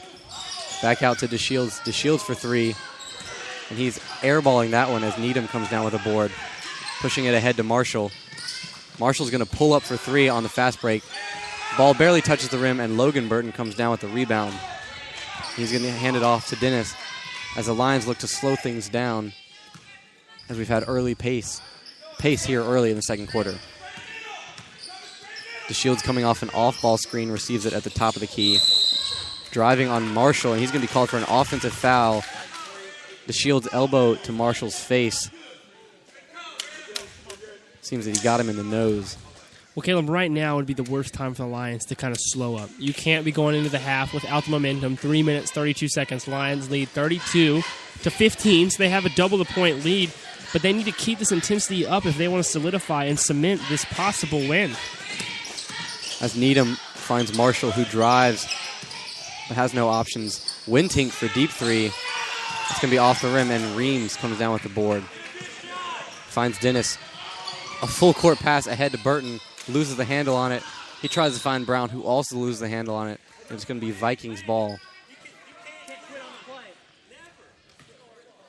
Right there, Burton was trying to get a no-look pass to Brown. Just a breakdown of, the play and whatnot. And that resulted in a turnover.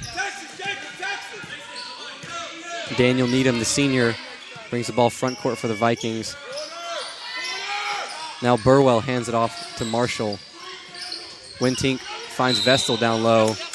He's going to be called for a travel before he can get the shot up. It's going to be ball coming the other way for the Lions. Well, again, Caleb, right there we saw Jacob Wintink doing a very good job of finding his guys down underneath the basket, and they just can't really capitalize. I think the opportunity's there. I think they have a chance to at least try to draw a foul, but they cannot. They simply just cannot. Ronnie Cecil subbed back in for the Vikings as Dennis brings the ball up court. Screen from Burton. Dennis kicks out to Brown. The big man pulls up from 3 off the mark as Marshall comes down with the board. Almost running over his teammate Needham there on the fast break. Marshall finds Cecil underneath the basket. And he's going to go to the line after making the bucket, fouled by Logan Burton. And Ronnie Cecil has been one of, if not the only, offensive highlights for the Vikings here tonight, as he'll go to the line to try and complete the three-point play. And senior Wolf now subbing in for the junior Burwell. 2 minutes and 41 seconds to go. The Lions lead the Vikings 32-17. Here's Cecil's opportunity to just make this game a little bit closer than it is currently. But Caleb, it's one of those things where individuals can be standouts, but if you really, really, really want to go on and be a successful team and have a full team win, like what I think the Lions are doing tonight, everybody's got to contribute. You can't just have that one player, of course, unless you're Michael Jordan, but you just can't have that one player. Well, and even Michael had Pippen and Rodman, so Cecil converts there on the free throw. As you mentioned, a one-man team, it seems, is Ronnie Cecil for the Vikings. As Dennis now tries to break the full-court press, throws the ball off Needham, and Burton will inbound the ball for the Lions. Interestingly enough, some of the plays they've been calling tonight are Drake, Logan, and Will. What if it has any correlation to players' names or any? I'm just curious. Hope they call a Parker play. That'd be kind of cool. Burton inbounds. Deep pass to Dennis as he had to go back almost to the other hoop to get that ball. He's going to drive, kicks out to Burton. Burton loses the ball on the drive. It'll be a scramble for a loose ball. And another clock malfunction as possession's going to the Vikings. And Wolf will bring it front court for Salem Baptist. Finds Needham, back to Wolf at the top of the key. Kicks wide to Marshall. Marshall pulls up for three, short. But Needham grabs the board, finds Cecil, and his bucket is good. Who else but Ronnie Cecil? Dennis now looking to split the half-court press. Finds Logan Burton at the top of the key. He kicks wide to Reams. A quick shot, a little bit rushed there as it's off the mark. And Logan Burton is going to be called for an over-the-back foul on Marshall as they were battling for the rebound. Well, Caleb, in a game that was at one point 25-4, is now only a 12-point lead for the Lions. And this is exactly what we were talking about, where you cannot get relaxed. You cannot ever. And you and I could probably, relate to this, where in certain games, you may just be absolutely beaten up on an opponent. So you say, hey, let's have fun. I'm going to chill a little bit. And then all of a sudden your opponent starts coming back. And all of a sudden you're saying, why didn't I just crush them when I had that momentum going? And right now the Lions have got to be feeling that. As the Vikings in the bonus, Marshall goes to the line on the first of a 1-and-1, misses. Trey Dennis pushes the ball fast the other way. Burton misses the opportunity. And Trey Dennis steals the inbound pass and is going to be fouled. Well, right there, Caleb, with Burton, he was running down the court, had a great pass from Dennis, had a chance to go underneath the basket and do a reverse layup, and he couldn't capitalize. And it looks like he has somewhat of an injury as he limps off the court, a little bit of pain there in the right quad, it looked like. Right hamstring, maybe. And Willard being subbed in for him as DeShield tries to inbound the ball, finds Dennis now. Reams in the corner, open look, three's off the mark, but DeShields comes down with the rebound, puts it up. Shots off the mark, same rebound, puts it up again, and this one's going to drop for Jamal DeShields. Well, Caleb, right there, that shows his dominance on the court. Went up, took the shot, missed it, got the rebound, took the shot, missed it, got the rebound, took the shot, made it. Wolf finds Marshall on the left side, Cecil down low, and his shot is money from the corner. Caleb, Cecil has been nothing but cash tonight. He is just running this offense. Trey Dennis pushes ahead to DeShields, whose three is going to be short, and Ronnie Cecil with a strong rebound. And an offensive foul called on foul called on Dennis as he was battling Cecil for the rebound. And the Vikings are going to go to the line. Well, and it's funny, Caleb, each time there's a foul on either other team, there was a line just about at half court, and everyone was bunched. There's really no room for seating, but one half of the whole auditorium will clap. When the other team gets fouled, the whole other half of the auditorium will clap. And there's just a very distinct line. It looks like wearing ocean parts or something like that. But here's Cecil for his first shot. And would you guess it? He makes it. And as we've mentioned before, Ronnie Cecil, the senior forward for the Vikings, has been, combined with Marshall, really the only two players to have anything going offensively. Right, Caleb. And with only a minute and 15 seconds left in this first half, he has a chance to make this a 10-point game and cannot. As Needham comes down with the rebound, finds Wolf at the top of the key. Wolf is called for the travel. It's going to be turnover. Lions ball coming the other way. Well, like I said, it's a minute and 12 seconds here. 9-point game now. 11-point game now. Dennis bringing the ball up court. Screen from Brown. Finds DeShields. Reams from the corner. Again, a rush shot. It's off the mark, but Willard comes down with the board. Finds Brown in the post, and he's fouled by Wolf going up for the shot. Misses it, but he's going to the line to shoot two. And even there, when Reams has a bad look, Willard there able to help him out, answer the call, and finds Brown a good look underneath.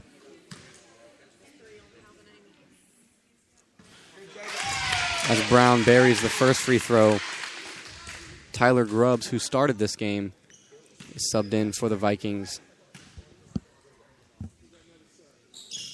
And Brown makes the second as well. Now Sammy Vestal checking in for Alvin Wolf. Caleb, and Alvin Wolf, he's had 2, maybe 3, if I'm not correct, travels already tonight, where that's just careless stuff. I mean, you can't be doing that during a game. Needham guarded by Dennis. Kicks it wide to Marshall. Back to us with Needham. Vestal's handle is stolen by Trey Dennis as he comes barreling into our table over here. Not able to get the steal, but knocked the ball out of bounds. A defensive effort that Coach McKinney's happy about. Vestal inbounds the ball to Grubbs. Pump fakes on Reams. Finds Cecil down low. And Reams is going to be whistled for the foul as Cecil goes up for it. And Cecil will now go to the line to shoot 2. Okay, Caleb, that was an easy call. You can't jump over someone's back and try to swat it out of their hands, you know. That's just not going to fall. And who else? Reams. Excuse me. Cecil at the line. Just talking about Reams. And the gym goes quiet as Cecil takes his first free throw and makes it. 12-point game, 31 seconds left on the clock. Here's Cecil's second shot to make an 11-point game. And he drains the second one as Brown, a quick inbound pass to Dennis. Dennis receiving the call from Coach. He gets a high screen from Brown. Goes the other way with it. Now DeShields has it at the top of the key, guarded heavily by Marshall. DeShields looking for the pick and roll, but it's not there. As it looks like the Lions are going to hold out for the last shot of the quarter. Marshall on DeShields, high in the half court. DeShields with a strong drive, the bucket. 5 seconds as the Vikings push it. Needham, a running 3, off the mark. And the Lions will go into halftime with a 38-25 lead over the Vikings. Big first half for the Lions, Parker. Yeah, absolutely, Caleb. And one of the main things I took away from it, when you look at the Lions, every single player that's on the court is adding some type of help. And what I mean by that is, you know, you have your obvious ones where you have Brown and DeShields. They're the big men. They can get those 2 baskets right underneath the basket, and they're doing great. Reams shooting 3 tonight. Not exceptional, but he's had some. Burton doing great. Dennis doing great up top, being point man. But every single player that comes on the court, we even saw Willard, probably one of the smaller guys on the court. We see him go out there, and he gets a rebound, right? And even on the inbound, outbound passes, everyone is just working together. All cylinders are firing perfectly together. And I think that would be the main contributor to the success the Lions have had so far tonight. I think the difference between the Lions and the Vikings here in the first half is, like you're saying, almost everybody from the Lions has been able to contribute some way on the boards, you know, defensively, getting steals, being active. Whereas for the Vikings, it seems to be a 2-man game between Bryce Marshall and Ronnie Cecil. Really the only 2 players who are pushing the tempo, pushing the game for the Vikings. Cecil has got a majority of the team's points, and Marshall also trying to contribute there. But the Lions, with a 13-point lead, we're going to go to a quick commercial break, and we'll be right back. Is your business going to die alone? Never meet the customers of its dreams? Just sit on the couch crying into a carton of ice cream while other businesses are out there thriving? New Expression can help. Without the right marketing, you're a wallflower. Without a great website, you're not going to turn heads. And without social media, you don't even have a friend to tell people what a great personality you have. New Expression can give your business a total brand makeover and get you out there, attracting customers. It used to be about who had the biggest ad in the phone book. Today, customers hit the web to locate and research before they call. If Google isn't steering customers to your site or they're not impressed by what they see, you're missing out. New Expression does web design and can provide a free analysis to see how your site stacks up against the competition. Don't have time to constantly update social media? Want cool custom apps and graphics? New Expression can help there too. From print design to mobile marketing to online presence to brand identity, New Expression can help you express yourself. Find out more at nuexpression.com. Hey, it's Biggie, and I'm here with the 2013 Barbecue Pitmasters Alabama champions, Ricky Wayne and Pig Daddy of Bibbs Downtown. Gentlemen, what's it like being reality stars? Hey, it's almost as good as Bibbs Ribs, baby. We're not Eastern or Western, we're Bestern. I'll tell you one thing, I never trust a skinny cook, and these guys got it going on. Hey, you can bring your family in, or if you like Biggie, come on in on Friday and get your bibs fixed. It's barbecue with a downtown vibe. They've got dine-in, takeout, catering, and a private event space. Be sure to follow them on Twitter and Facebook, and you can always check them out at bibsdowntown.com. Caleb, a lot of stuff going on right now. Huge first quarter, in my opinion, by the Lions. They were driving. And at one point, it was close to 25-4, I think is what we said it was. That much they hadn't scored. And when we see that type of dominance in a game is so hard to just, like, to come back at, you know. And, you know, as a player, we played soccer together. How do you come back from a loss like that? Looking at it from the Viking standpoint, how do you try to fight back and just cut down on that deficit? Well, as you mentioned, the first quarter ended, I think, 25-4. And, you know, it looked like this game was all Lions. The Vikings have done a good job of chipping away at this lead. And, you know, in large part due to Ronnie Cecil, who's had just a fantastic first half offensively.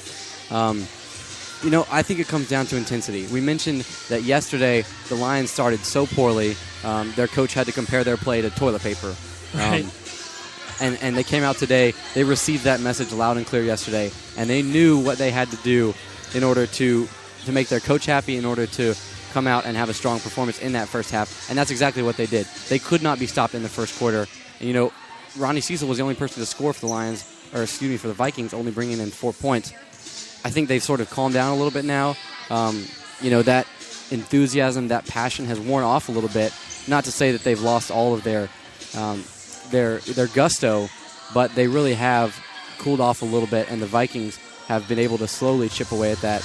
Now only a 13-point game here at the half. Well, and Caleb, you said it's a lot about that momentum and that, like, not rushness, but that intensity.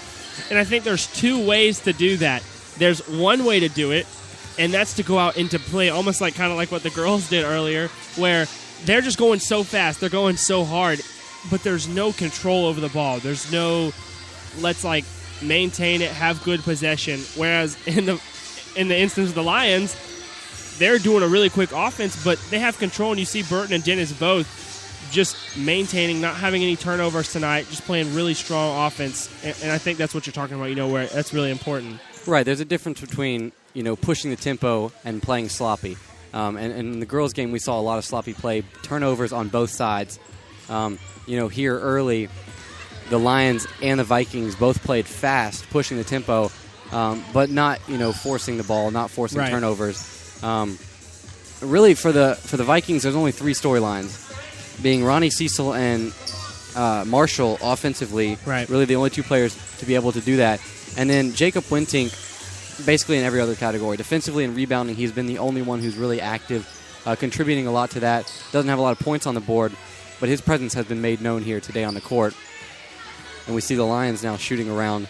They seem to be pretty focused. Yeah, and I think they want to see a little bit more of Reams tonight as well.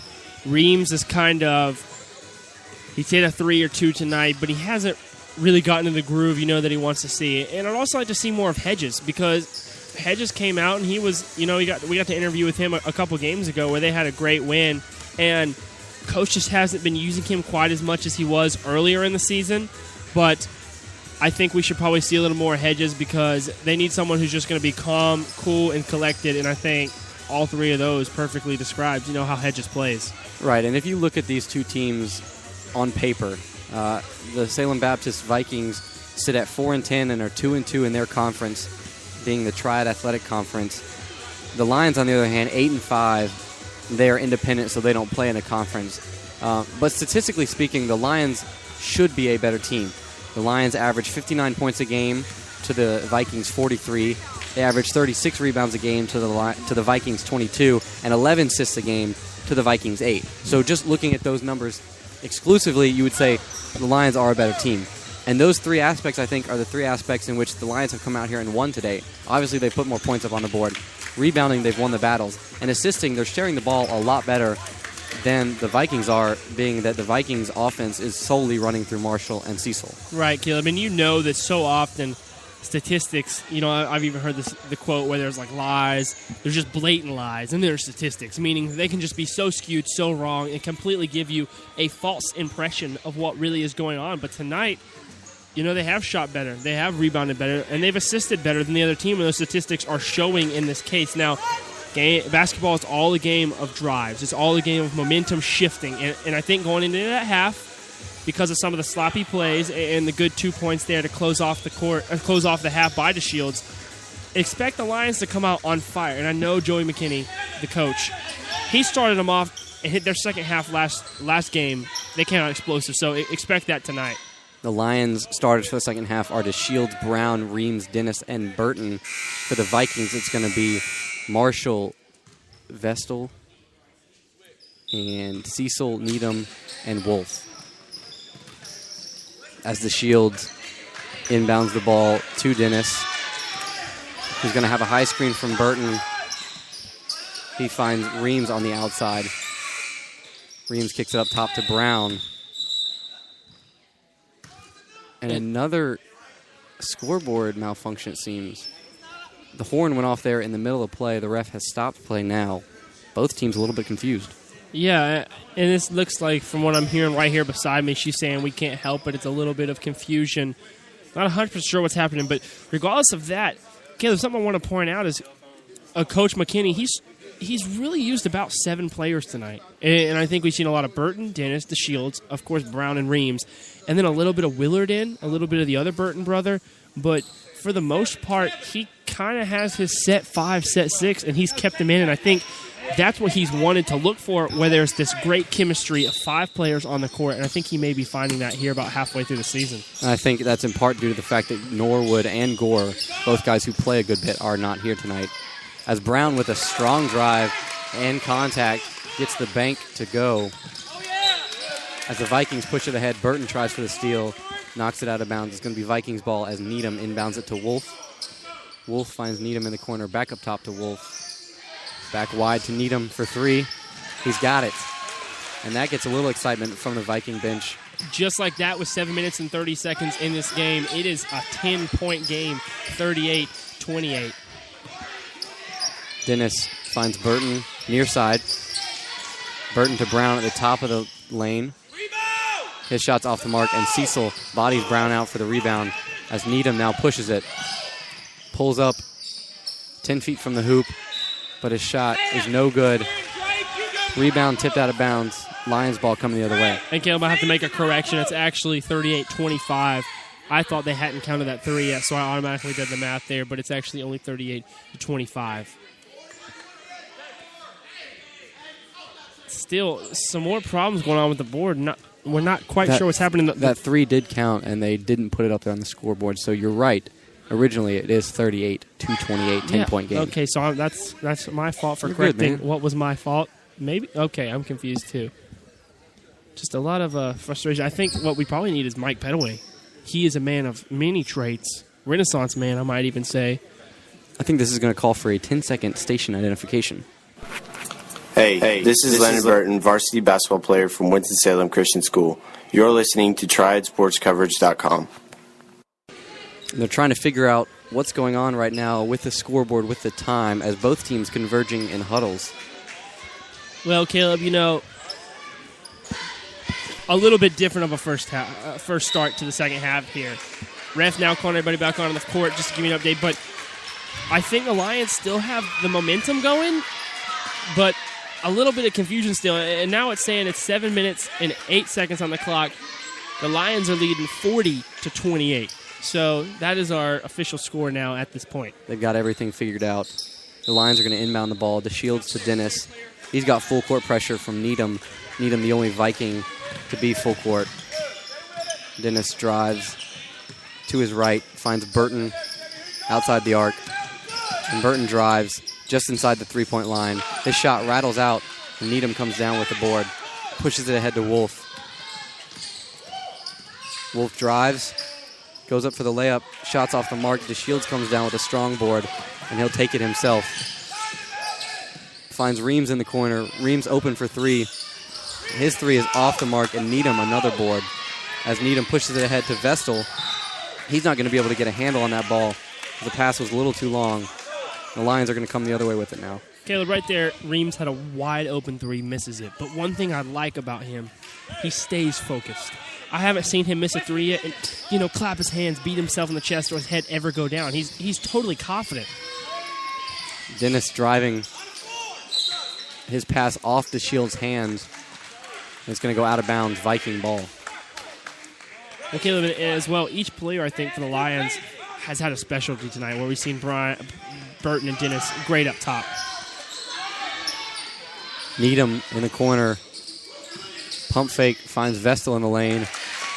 And Vestal, an awkward-looking shot, but gets it to fall. Hey, 2 points is 2 points. I don't care how you get them. But I agree with your statement. Dennis now pushing the ball slowly. Finds Burton on our side. Feeds the Shields down low. The step back in Marshall's face off the mark. But Dennis there with the board. Foot was on the line. Ref calls it out of bounds. It's going to be Vikings ball. And Caleb, now just under 6 minutes to go. 10-point game, 40-30. Lions still leading. Vikings coach very frustrated right now, trying to get his players to play to their best ability. Wolf finds Needham, who finds Cecil in the corner. All the way back up top to Wolf, who swings wide to Marshall. Back to Needham on the left.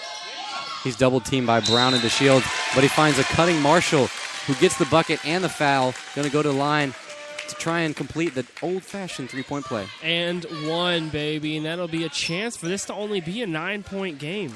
Just like that. 5 minutes, 33 seconds to go. Lions 40, Vikings 32. Here's the shot. And it does fall. That makes it 33-40. Lions still lead. Marshall brings it to a 7-point game. Lions trying to reset their offense. Dennis pushes left. DeShields comes off a screen at the top of the key. Step back three in Marshall's face. He buries it. And there's the battle between DeShields and Marshall. DeShields all fired up now as Marshall brings the ball up court for the Vikings.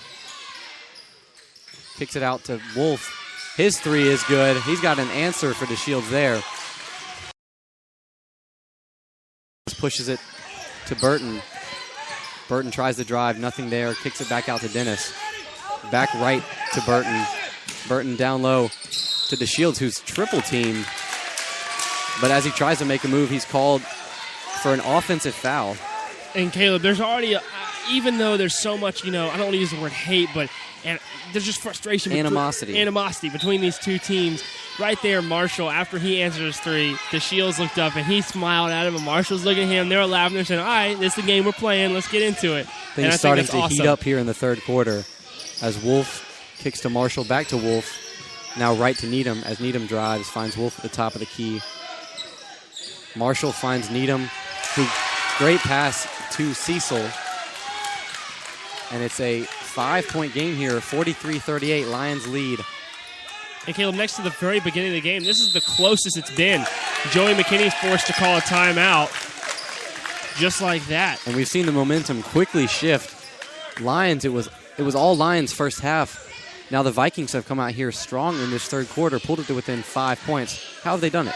Well, Caleb, it's a lot of momentum. We said that a lot. But when you look at DeShields' shot, like Jamal DeShields, he just made that three where it was about a week ago where the Lakers were playing the Spurs. Swaggy P, Nick Young, one of my favorite NBA players, right in the face of Mono Ginobili to send it into overtime.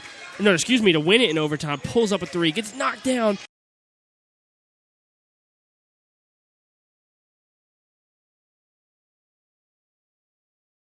And you see him smiling, and that type of shot builds this. It just makes you feel so pumped inside of you, and I think that was what they needed. But then Marshall answered right back, and that just smashed all that momentum immediately. Right, I think that while the Lions, haven't had a bad third quarter here, the Vikings seems to have an answer for everything that the Lions are throwing at them. Which is why it's so close with 4 minutes, 21 seconds to go. 43 Lions, 38 Vikings. 5-point game. Let's see what happens. DeShields throws the ball back across the timeline to Dennis, and he'll bring it up the court now. Goes to his traditional right side to Burton. Burton, a great screen from Reams. He has an open lane, finishes the layup. As Marshall pushes it ahead to Needham. Needham kicks wide to Wolf. His three is off the rim. Marshall, a strong rebound in traffic. gets it to go. And right there, Reams got a little bit turned around. The ball was up there, got rebounded over his head, and he didn't know what to do with it. And Trey Dennis there loses focus, called for a double dribble. Still a 5-point game, but it's going to be Vikings ball. Caleb, body language right now is showing a lot where the roles have switched on the teams. The Vikings a little bit of a heads up now as opposed to the Lions. They're getting a little frustrated. Wolf with it at the top of the key. Kicks wide to Needham. Needham thinks about a three, but chooses to kick it wide to Wolf. Back to Needham. Down low to Vestal. He loses the handle on it. He's going to be called for a travel in the lane as Trey Dennis was bothering him there. And Caleb, I didn't see that call, but again, not for us to say. 5-point game, 3 minutes, 34 seconds left in the third quarter. Dennis now calling the shots from the point guard position. Brings the ball up the court. Kicks wide to Brown. As he's going to drive, get the foul and the bucket. Going to the line. That fires up the crowd. Oh, I saw two parents in particular. They were very, very excited about that play. Chance here for a 3-point play to make it an 8-point lead. You know, a risky pass there from Trey Dennis as Cecil was coming out. Almost got the steal, but that allowed Brown an open lane there as he drove, got the foul, the 2 points, and now the 3 points as he converts on the free throw. Well, Caleb, you got to risk it for the biscuit. That's what I've always said. Really good advice there, Parker. Thank you. As Marshall brings the ball up court. Passes to Wolf, but he turns it over. DeShields comes up, pull up three, off the mark. Willard with a strong rebound. And DeShields is going to give the ball to Dennis to reset the offense. Brown has it now on the right side. Screen from Burton. And an offensive foul called on Burton. Moving screen.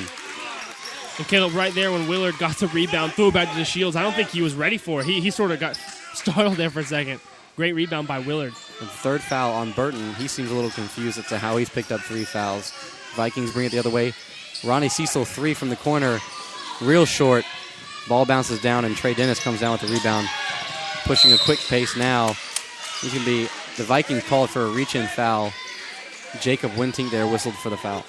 Yeah, Caleb, and again, unnecessary foul is the word I would use there where, I mean, he wasn't really going to the basket. He was just trying to get out of the way of the double team, and the foul there is not important. As Willard finds an open Dennis on the inbound, Dennis just blows the layup, and he knows it. Offensive foul called on Marshall as he uses a push-off of the arm on Dennis. Ball's going the other way, and the Vikings are going to call a timeout to get things all settled down as the Lions lead by 8.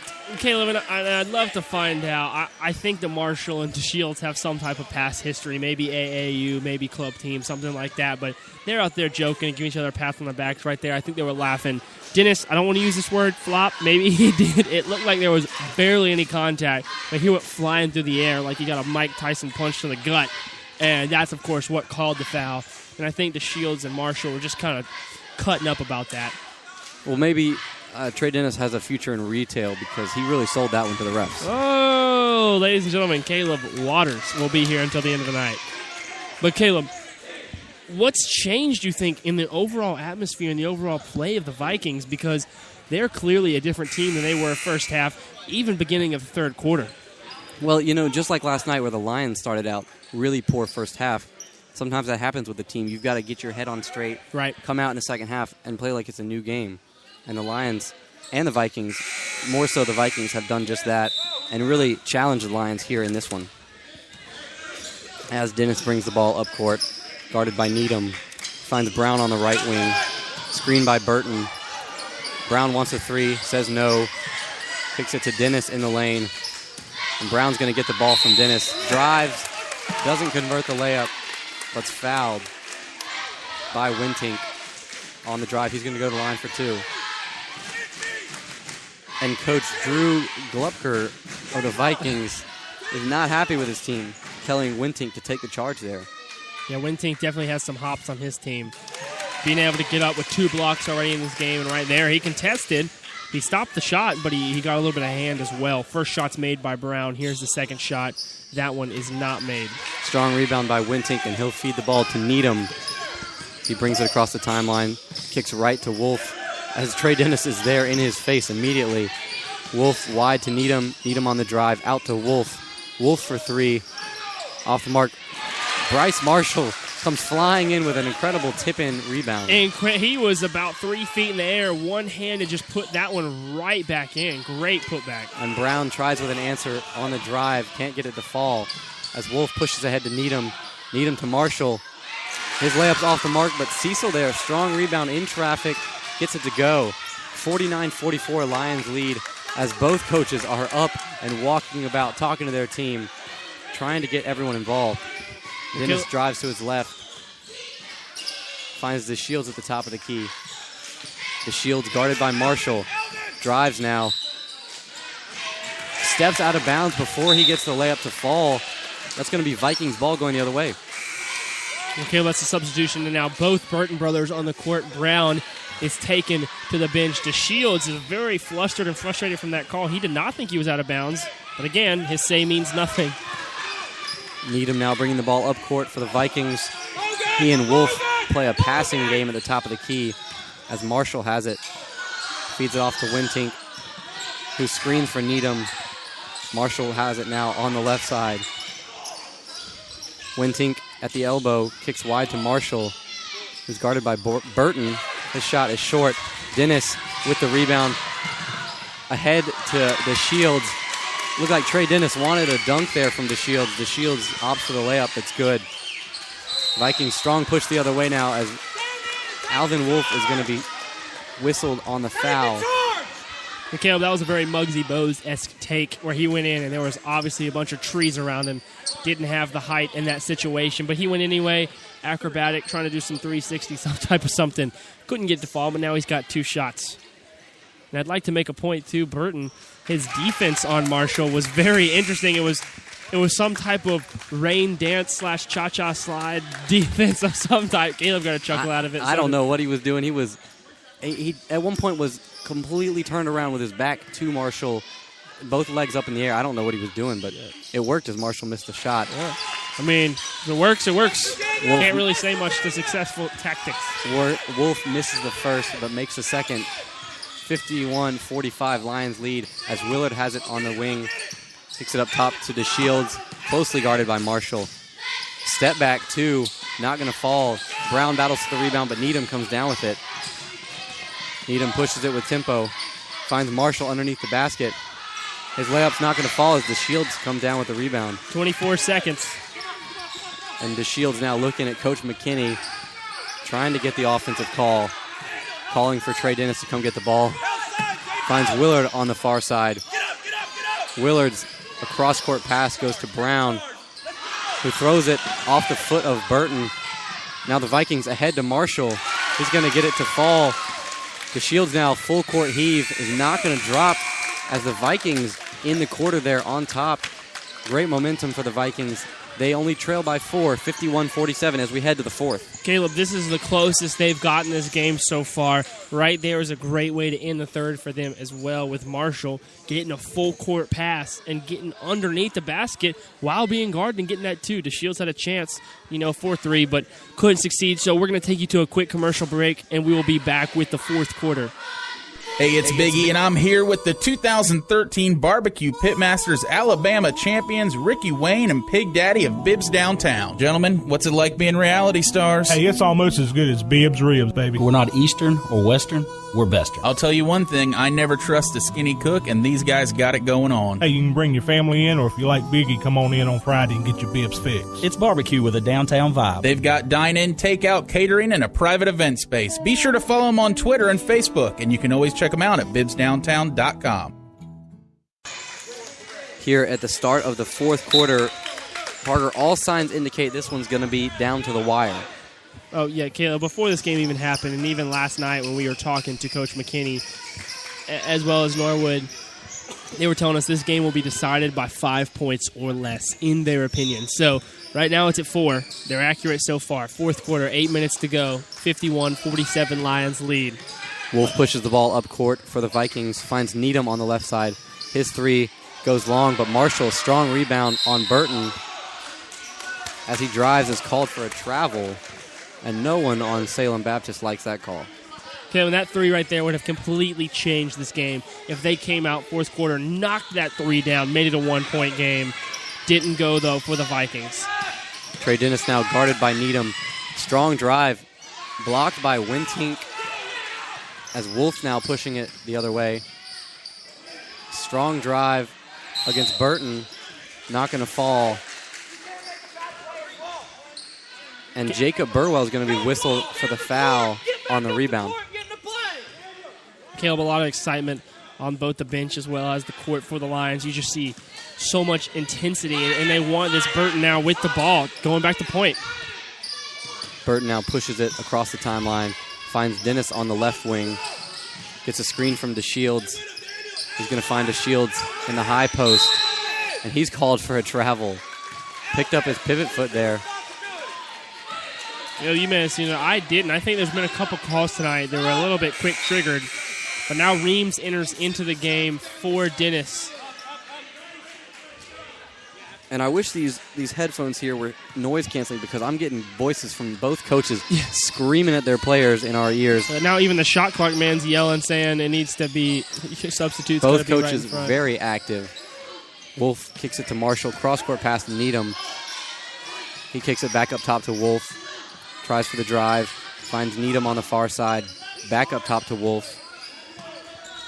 Back to Needham. And, of course, back to Wolf. Right to Marshall now. Pulls up for three. Off the mark. Needham bodies Reams for the rebound.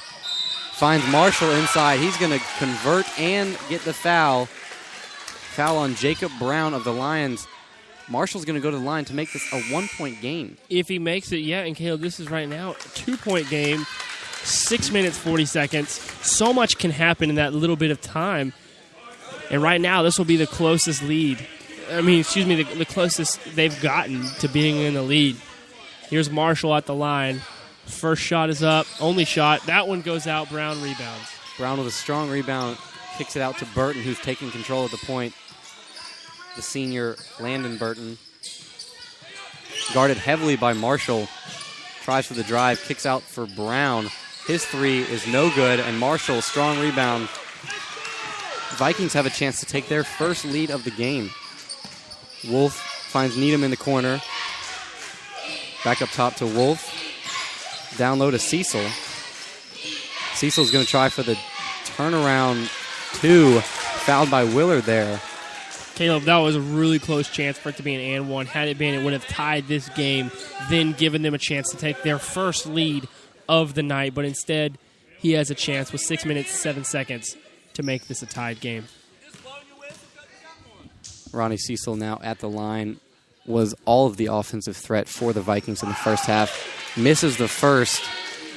The Vikings are going to have to settle for at least a 1-point deficit if Cecil can make the second free throw. As we mentioned, both coaches very active, very loud on their respective benches, trying to dictate this game. As Cecil airballs the second free throw, but it hit net. Brown comes down with the rebound, pushes ahead to Willard. Back to Brown on the drive. It's going to be called for an offensive foul as Cecil stood his ground, took the charge. Vikings ball going the other way. Yeah, right there, Brown had a full head of momentum, a full head of steam. He wanted to just use it, take it right to the basket, but could not. So it's just under 6 minutes in this game.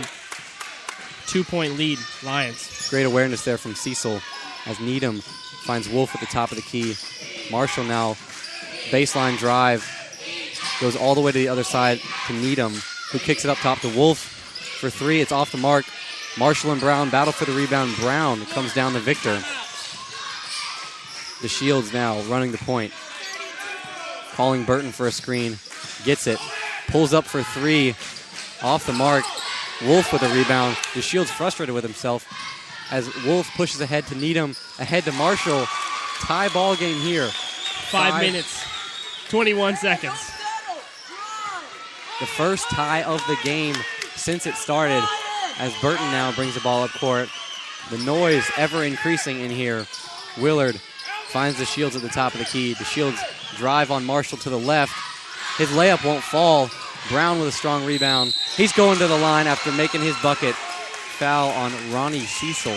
And one opportunity. And Caleb, one thing I've noticed, the Lions' rebounding has been off. You know, they've been taking these shots, and in the first half, even a little bit of the third quarter, I think we saw them getting much and many more rebounds, but right now, currently, they're not. And as I say that right now, DeShields down at the baseline, taking a knee on both knees, actually, sitting down. It looks like he's some type of injured. I think he hit his head on that layup when he didn't get it to fall.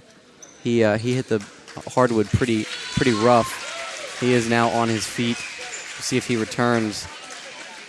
And Coach McKinney chooses Willard to come in as his sub. Yeah, and I see him mouth, I think it was my back, something like that. It looks like he may have just landed on his back kind of hard. But just under 5 minutes, 4 minutes, 58 seconds, 2-point lead for the Lions. Chance to make it a 3-point lead. As Brown goes to the line for his first and only free throw, DeShields has been a little bit off in this fourth quarter. He's been forcing the offense a little bit, and it's been unconducive to the Lions as Brown misses the free throw. 2-point game as Needham has it in the corner. Kicks it to Marshall up top. Back to Needham as the Lions defend in the zone defense. Marshall there called for a travel. A lot of travels called today. Both teams a little bit maybe edgy, a little bit nervous, and a lot of those being called. Play called West Virginia. Dennis with the ball. Dennis brings it across the timeline. Now finds Brown on the left wing, guarded by Cecil. Wants to drive and does. Finds Burton in the corner. His drive strong to the rim, gets it to go. As Wintink now inbounds the ball to Wolf, who pushes ahead to Needham. Needham's drive. Pulls up for a shot, no good, gets his own rebound. Back up top to Wintink, to Wolf, who's going to reset the Viking offense. In the corner now to Needham. Up top to Wintink as he'll take a drive. Great awareness there as he finds a cutting Marshall, who gets a layup to bring it to within 2. 55-53, 4 minutes. Parker, this one's going to be close. Caleb Wintink wanted to take that one over the basket, but saw that Marshall was coming in, used that size and speed. Great selfless play. Burton drives on Marshall. He's going to turn the ball over. Foul call there on Marshall. Caleb, it's a 2-point game, and I think this is, like you said, it's going to come down to the wire. Right there, the Vikings rebounding really strong on their side, which has given them these second, third option points. And I think the Lions need to step their game up and do that. But now here's Burton at the line for 2 to extend the lead to 5. Correction, that foul was called on Ronnie Cecil. And Burton makes the first to make this a 3-point game with 3:51 remaining in this one. In for the Lions, Willard, Dennis, Reams, Brown, and Burton as Landon misses the second of his free throws. Needham pushing the ball now for the Vikings. Finds Cecil in the low post. Driving on Brown, loses it, and Willard comes away with the ball. Dennis now slowing the pace as he's yet to cross the half-court line. Reams for 3. Heaves it up there. Coach McKinney doesn't like that one. And Wolf comes down with the reward. Caleb, both coaches being very, very vocal tonight, screaming at their players. Maybe not the best tactic, but hey, not for me to judge. Marshall finds Cecil down low. His layup won't go. Burton comes down with the board. And Dennis is going to try and get across half court as he's fouled by Needham. Well, Caleb, right now with just at 3 minutes and 9 seconds to go in this game, this is where you need to get some type of, a little bit of a lead. You need to get some type of cushion, I guess you could say, because when it comes down and there's less than a minute to go, that's when you get into foul trouble because, again, high school, there's no shot clock. So technically you can really just hold the ball for as long as you want. But right now Dennis goes to the line. And Reams rushed the 3 on that last possession that Coach McKinney hated here at the foul. McKinney goes over to Reams, talking to him. Sam Reams knows he shouldn't have shot that one. Freshman mistake. As Dennis misses the first, and Brown is going to be called for offensive goaltending as he was trying to go for the board. And Jamal DeShields seems to be all right as he's subbing in for Reams now. Yeah. Coach giving Reams a high five, making sure he's good. All relations are good there. DeShields now back into the court. On the field, Burton, Willard, Dennis, Brown, and Shields playing a 2-3 zone. As Wolf brings the ball up court for the Vikings, guarded by Willard.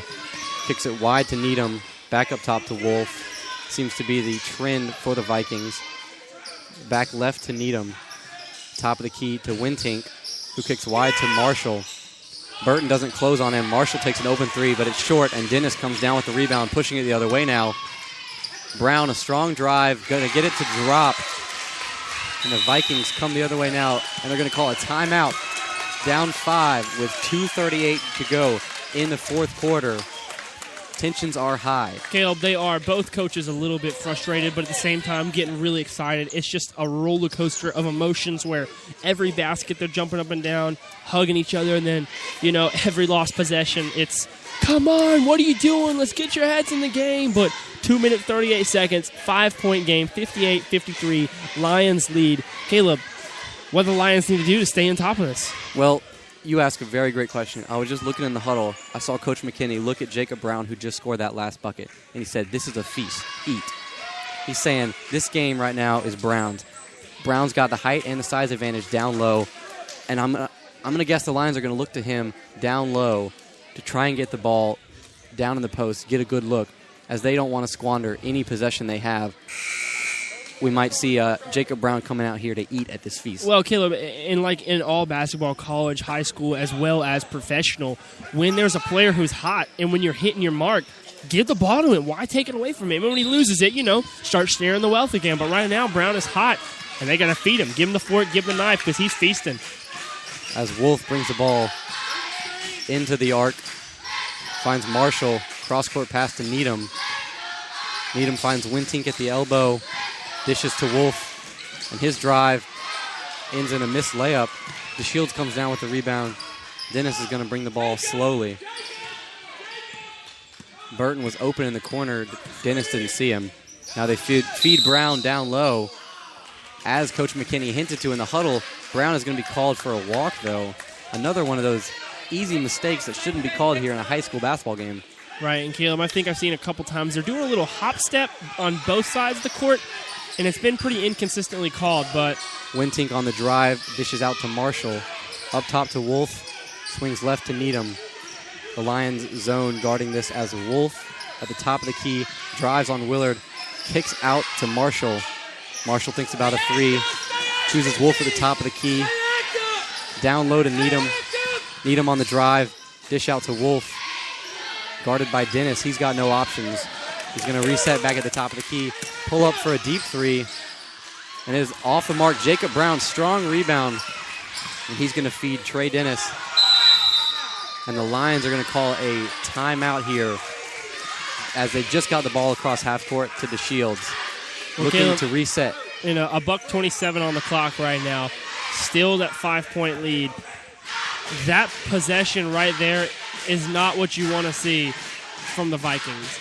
They played it real slow. They weren't rolling that quick, and they need to get quick shots and then do some quick steals. You don't need to be sitting there playing, slow, patient offense when it's under 2 minutes to go and you're down by 5. Right, and the offense for the Vikings seems to be Wolf up top, and he's got Marshall to his left and Needham to his right, and they simply just swing the ball around the arc.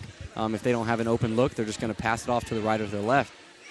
And as you mentioned, you're exactly right. Under 2 minutes, that offense isn't going to work for them, especially with big men like Brown and DeShields down low. The Vikings are going to have to do something different. Part of the crowd here fired up, and I believe that we will win chant started from the Lions side of things. Pretty sure that chant originated actually here in Winston-Salem at this school. Am I right? No, that's completely inaccurate. Never mind. Maybe a little stolen idea there from the men's national soccer team as DeShields inbounds the ball to Willard right here at our table. Willard back to DeShields, guarded by Wolf. Dennis now splits a double team, finds Burton in the corner. He's going to choose to slow things down. Brown to Dennis at the top of the key. Dennis driving, finds Brown. Gives it off to DeShields, high in the court. Dennis on the drive, finds Burton.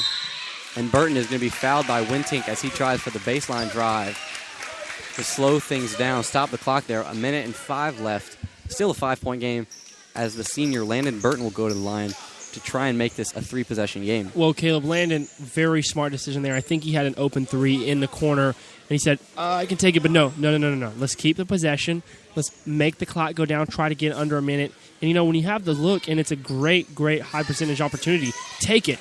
but I think he was shooting maybe right at 50% on that corner, and he was saying, "Do I risk it? No. Let me maintain offense." And that's a senior decision. And as I say that, he airballs a free throw. We don't see that very often. Looking for redemption here on his second from the charity stripe. And that one's off the mark as well. And Jacob Brown is going to be whistled for an over-the-back call as he battles for the rebound. A little chatter there between Brown and Cecil. Both players being called to the ref. Yeah, Brown and Cecil having a little bit of confusion. Brown throwing the ball behind him, making a run to get it. Pretty unnecessary. Now Brown pleading his case. Cecil, the more calm nature of the two, they have to shake it out. And I remember as a child, when you get in trouble with your brother, make you shake it out, and you're like, I hate it. Doesn't do anything for the feelings. As you see, this game is heated right now as Bryce Marshall will go to the line. Coach McKinney points out that Marshall was not the shooter. The foul was on Wintink. Coach McKinney arguing that switching the shooter at the foul line is a technical foul. He and the ref now having some words. As the foul was on Brown, he went over Wintink's back, so Wintink will be at the line. Yep. And Joey McKinney, of course, pleading his case. That should be a technical if you send the wrong shooter to the line. And I think the decision there would be if he actually took the shot, it would be a technical, ref saying that if you kill it beforehand, it is not. And Wintink misses the first of a 1-and-1. Ball's knocked around as Willard comes down with it, finds Dennis. He pushes now to the Shields across the timeline. Brown has it on the near post. He's going to be fouled by Needham. It looks like this 53.1 remaining are going to go by pretty slow as the Vikings have already elected to start fouling. Right, Caleb, and right there, I think they had to wait a minute. Brown held the ball. He said, is it coming or is it not? And it came, obviously, and he did get fouled. But rough set of events there for the Vikings. As Brown makes the first. Now 59-53. Another error on the scoreboard as they gave the point to the other team. Now they've got everything correct. 60-53 should be the score as Brown hit both of those free throws. Caleb, a little bit of distraction tonight. What I'm going back to is Baltimore 49ers Super Bowl. The lights go out. It completely killed momentum. And tonight, the Lions have had that happen once or twice where the scoreboard people can't seem to just get it right. And again, not putting any blame. I'm just simply saying this is the fourth, maybe even fifth time this has happened where a wrong score's been going up. Random horns have sound, and it's sort of resulted in the Vikings being able to sit up, regroup, and say, hey, let me just see what's going on, that type deal. Right, a Vikings call a timeout here. As we said, 53.1 remaining in this game. 7-point game as the Lions lead 60-53. Like you're talking about, if you're hot, if you've made a couple in a row and you have to stop, not because someone called a timeout, but because there's a clock error, that really does slow down momentum, allows both teams to reset, kind of gets you out of your rhythm. And the Vikings coach reminding his team that they have no timeouts left, which will be important coming down the stretch. As Wintink is going to inbound the ball to Wolf. I'm assuming they're going to look to Marshall here on this possession. Marshall looking at his coach, trying to get the green light to shoot. Wolf now pushing the ball, guarded by Willard. The Lions have switched to man, finds Needham in the corner. His three's off the mark. Rebound, Trey Dennis. As he pushes ahead to Burton, Willard receives the pass, and Willard's going to go to the line after the intentional foul. Caleb, like you said, this last 40 seconds is going to take a while. I think they're already trying to foul. Now it's a 7-point game. Not sure if fouling's the right way. I'm a firm believer of never giving up. I do agree with that, but at the same time, this may be a little much. As Willard makes the first of two free throws. Now an 8-point game, 61-53, 40 seconds remaining. And the Lions clear out of the free throw area. No chance for a rebound there for the Lions as Wintink comes down with a miss. Needham pushes ahead to Marshall. Marshall on the drive. Won't get the floater to fall, but Wolf comes down with the rebound. Quick two, misses. Marshall comes down with the rebound and gets that one to fall. Dennis receives the inbound pass and is immediately fouled by Needham with 25 seconds to go. 6-point game. Trey Dennis going to the line. Caleb, that little time right there where they tried at 3 layups and only achieved one of them. You sit there and you say that right there is probably 8, 9, maybe even 10 seconds. They're just going up, trying to get something, couldn't succeed. Going up, just trying to do the stuff, and they couldn't get it. And you have to sit there and just say, like, if you had that, right there's 8 more seconds. But instead, now it's down to 25 seconds, and the lead is just slowly growing. And Trey Dennis makes both of his free throws. Now an 8-point game. Marshall kicks ahead to Wolf. Wolf on the floater. Not going to fall. The Shields comes down with the rebound. And it looks like the Vikings are just going to let this one go. I stand corrected. Winting's going to foul Jamal DeShields with 11 seconds remaining on the clock. 8-point lead, 63-55. 11 seconds. Hopefully the Shield makes these. And then the Vikings will run out the clock with their last possession. As you say that, DeShields barely gets rim on the first free throw. Yeah, a lot of fatigue's being plagued tonight here. I think their arms are getting heavy. He misses the first, but Burton comes down with the rebound, finds Brown. He won't get his layup to drop. And Marshall comes down with the rebound, 5 seconds remaining as he pushes it. He decides to go for the drive, gets the layup to fall, but the buzzer will sound. Game over. All smiles from the Lions side as a 63-57 victory is theirs here in a close one. College Park Baptist Church in Winston-Salem, North Carolina. Well, Caleb, Coach Joey McKinney said this game was going to come down to 5 points or less, and it was 6 points. So he's wrong, but we'll give him the benefit of the doubt there and say that it was a very close game. Great execution by both teams. I think it could have, done a little bit better for the Vikings. They really missed some of those opportunities there at the end, but it was good stuff. So, Caleb, highlights. What do you think the Lions really exceeded on in that? Well, the Lions were able to do one thing that they weren't able to do yesterday, and that was to come out quick. They were able to get an early lead and didn't squander it. As we're looking to get an interview with Coach McKinney and Jacob Brown. We'll do a little post-game analysis after you do the interview with Jacob Brown. Jacob, what's up, man? Parker, good game today, brother. Thank you, sir. Hey, okay, so obviously we've heard about this game since we came over here to y'all's school, and this is such a big rivalry, right across town. What does a win like this do for you guys as a team? It just helps us out a lot. Coming off that, we didn't play good yesterday, so coming off a good win like this just helps the team improve so much. Well, obviously, things were getting a little bit chippy, I guess you could say, there towards the end. A lot of emotions, a lot of fire on the court. How in a situation like that, when it is such a close game, 6 points or less, 2 minutes to go, how do you just keep level-headed, keep smart, don't get any big fouls there? What does that look like? We have a great team, so we just keep a level head, period. All the time, we don't have any attitudes. We love everybody. Right. We're a family, so that's about it. Caleb and I were even noticing in this game, we thought that when you looked at the court, every single player who was on the court at any time was giving something to the team, whether it was rebounds, assists, even just the inbound pass. There was just a full team play, and we definitely saw that, and hopefully with a win like this tonight, that can really just concrete that and solidify it for going for the rest of the season. But great game tonight, Brown. Awesome stuff. Thank you. Yeah, and now Caleb's going to interview Coach McKinney real quick.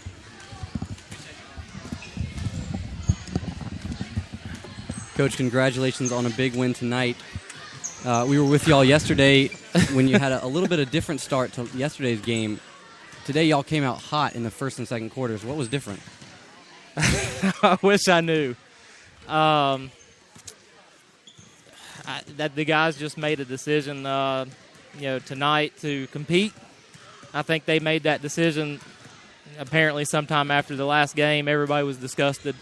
Hopefully this is one of these turning point of the season kind of things where we can go back at the end of the year and mark a point where our season changed. I'm hoping that that's going to be the case when we look back. It's good to go head into Christmas winning, I think, 3 or 4 in a row now. 3 in a row. Yeah. Well, and as you mentioned there, not one to believe in luck, but since we've been calling these games, y'all haven't lost. We haven't seen you lose. Not that that's on us, but what have y'all been able to do over the stretch to be able to get these wins in a row? Composure. I think we're starting to trust each other a little more.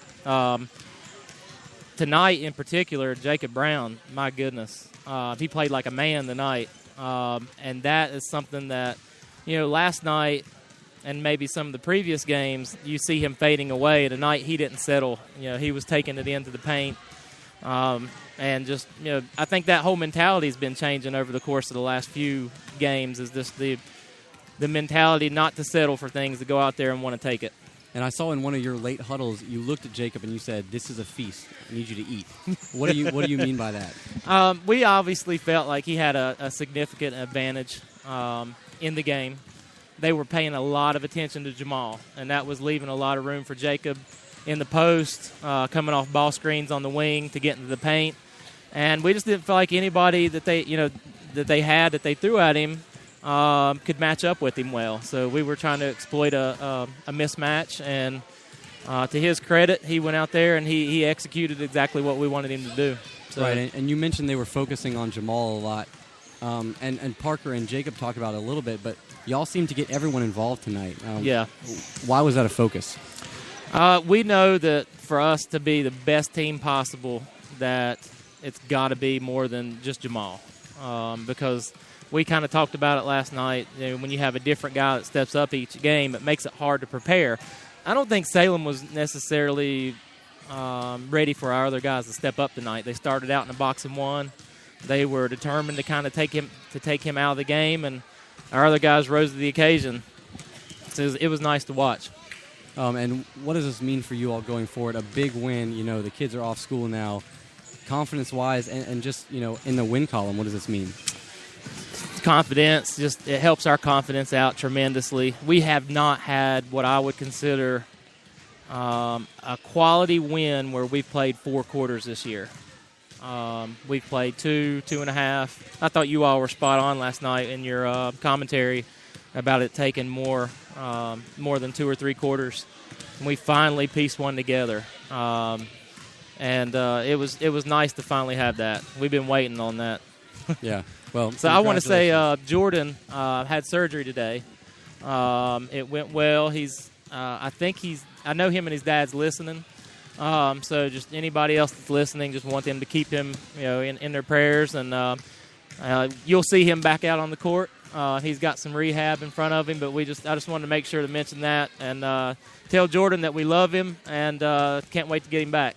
All right, congratulations on Thank a great you all. win tonight, Appreciate Coach. you all. Thank you all. You all go on Christmas break or something here soon, or you all or you go back to Chapel Hill pretty soon. We need to make sure you all some sort of contract to keep you here, because I'm superstitious, and we do something to keep you around. We would like to stick around as long as possible. Thank you guys for doing it. Thanks, Coach.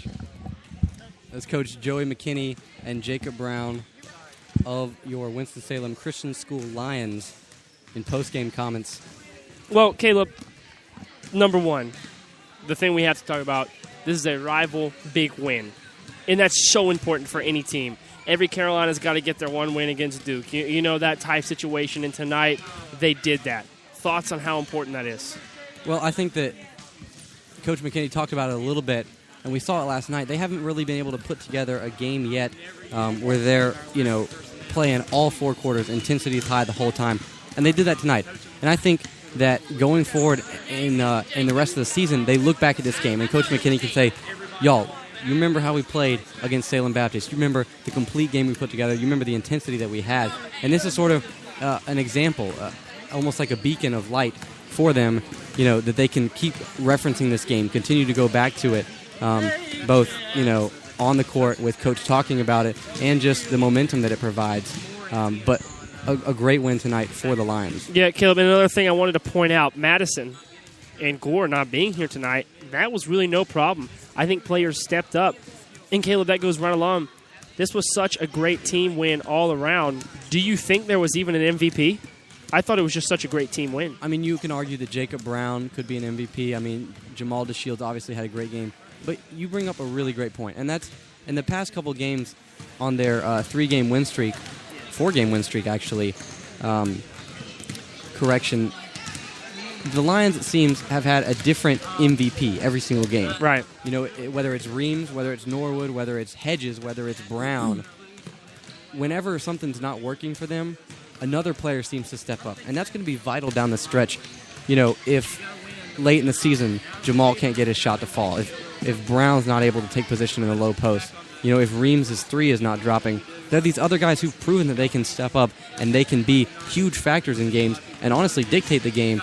You know, guys like Hedges, guys like Norwood, guys like Mason Gore with his defense. And so for the Lions, they really did tonight show that they're an all-around team. Right. You know, the highlight is DeShields. He's one of the best players out here, but he's got such a great supporting cast. And everyone who's out here sees that, and everyone knows it. And that's coming down late in the stretch. That's going to be really important. Well, great game tonight. Great win by the Lions. Great fight by the Vikings.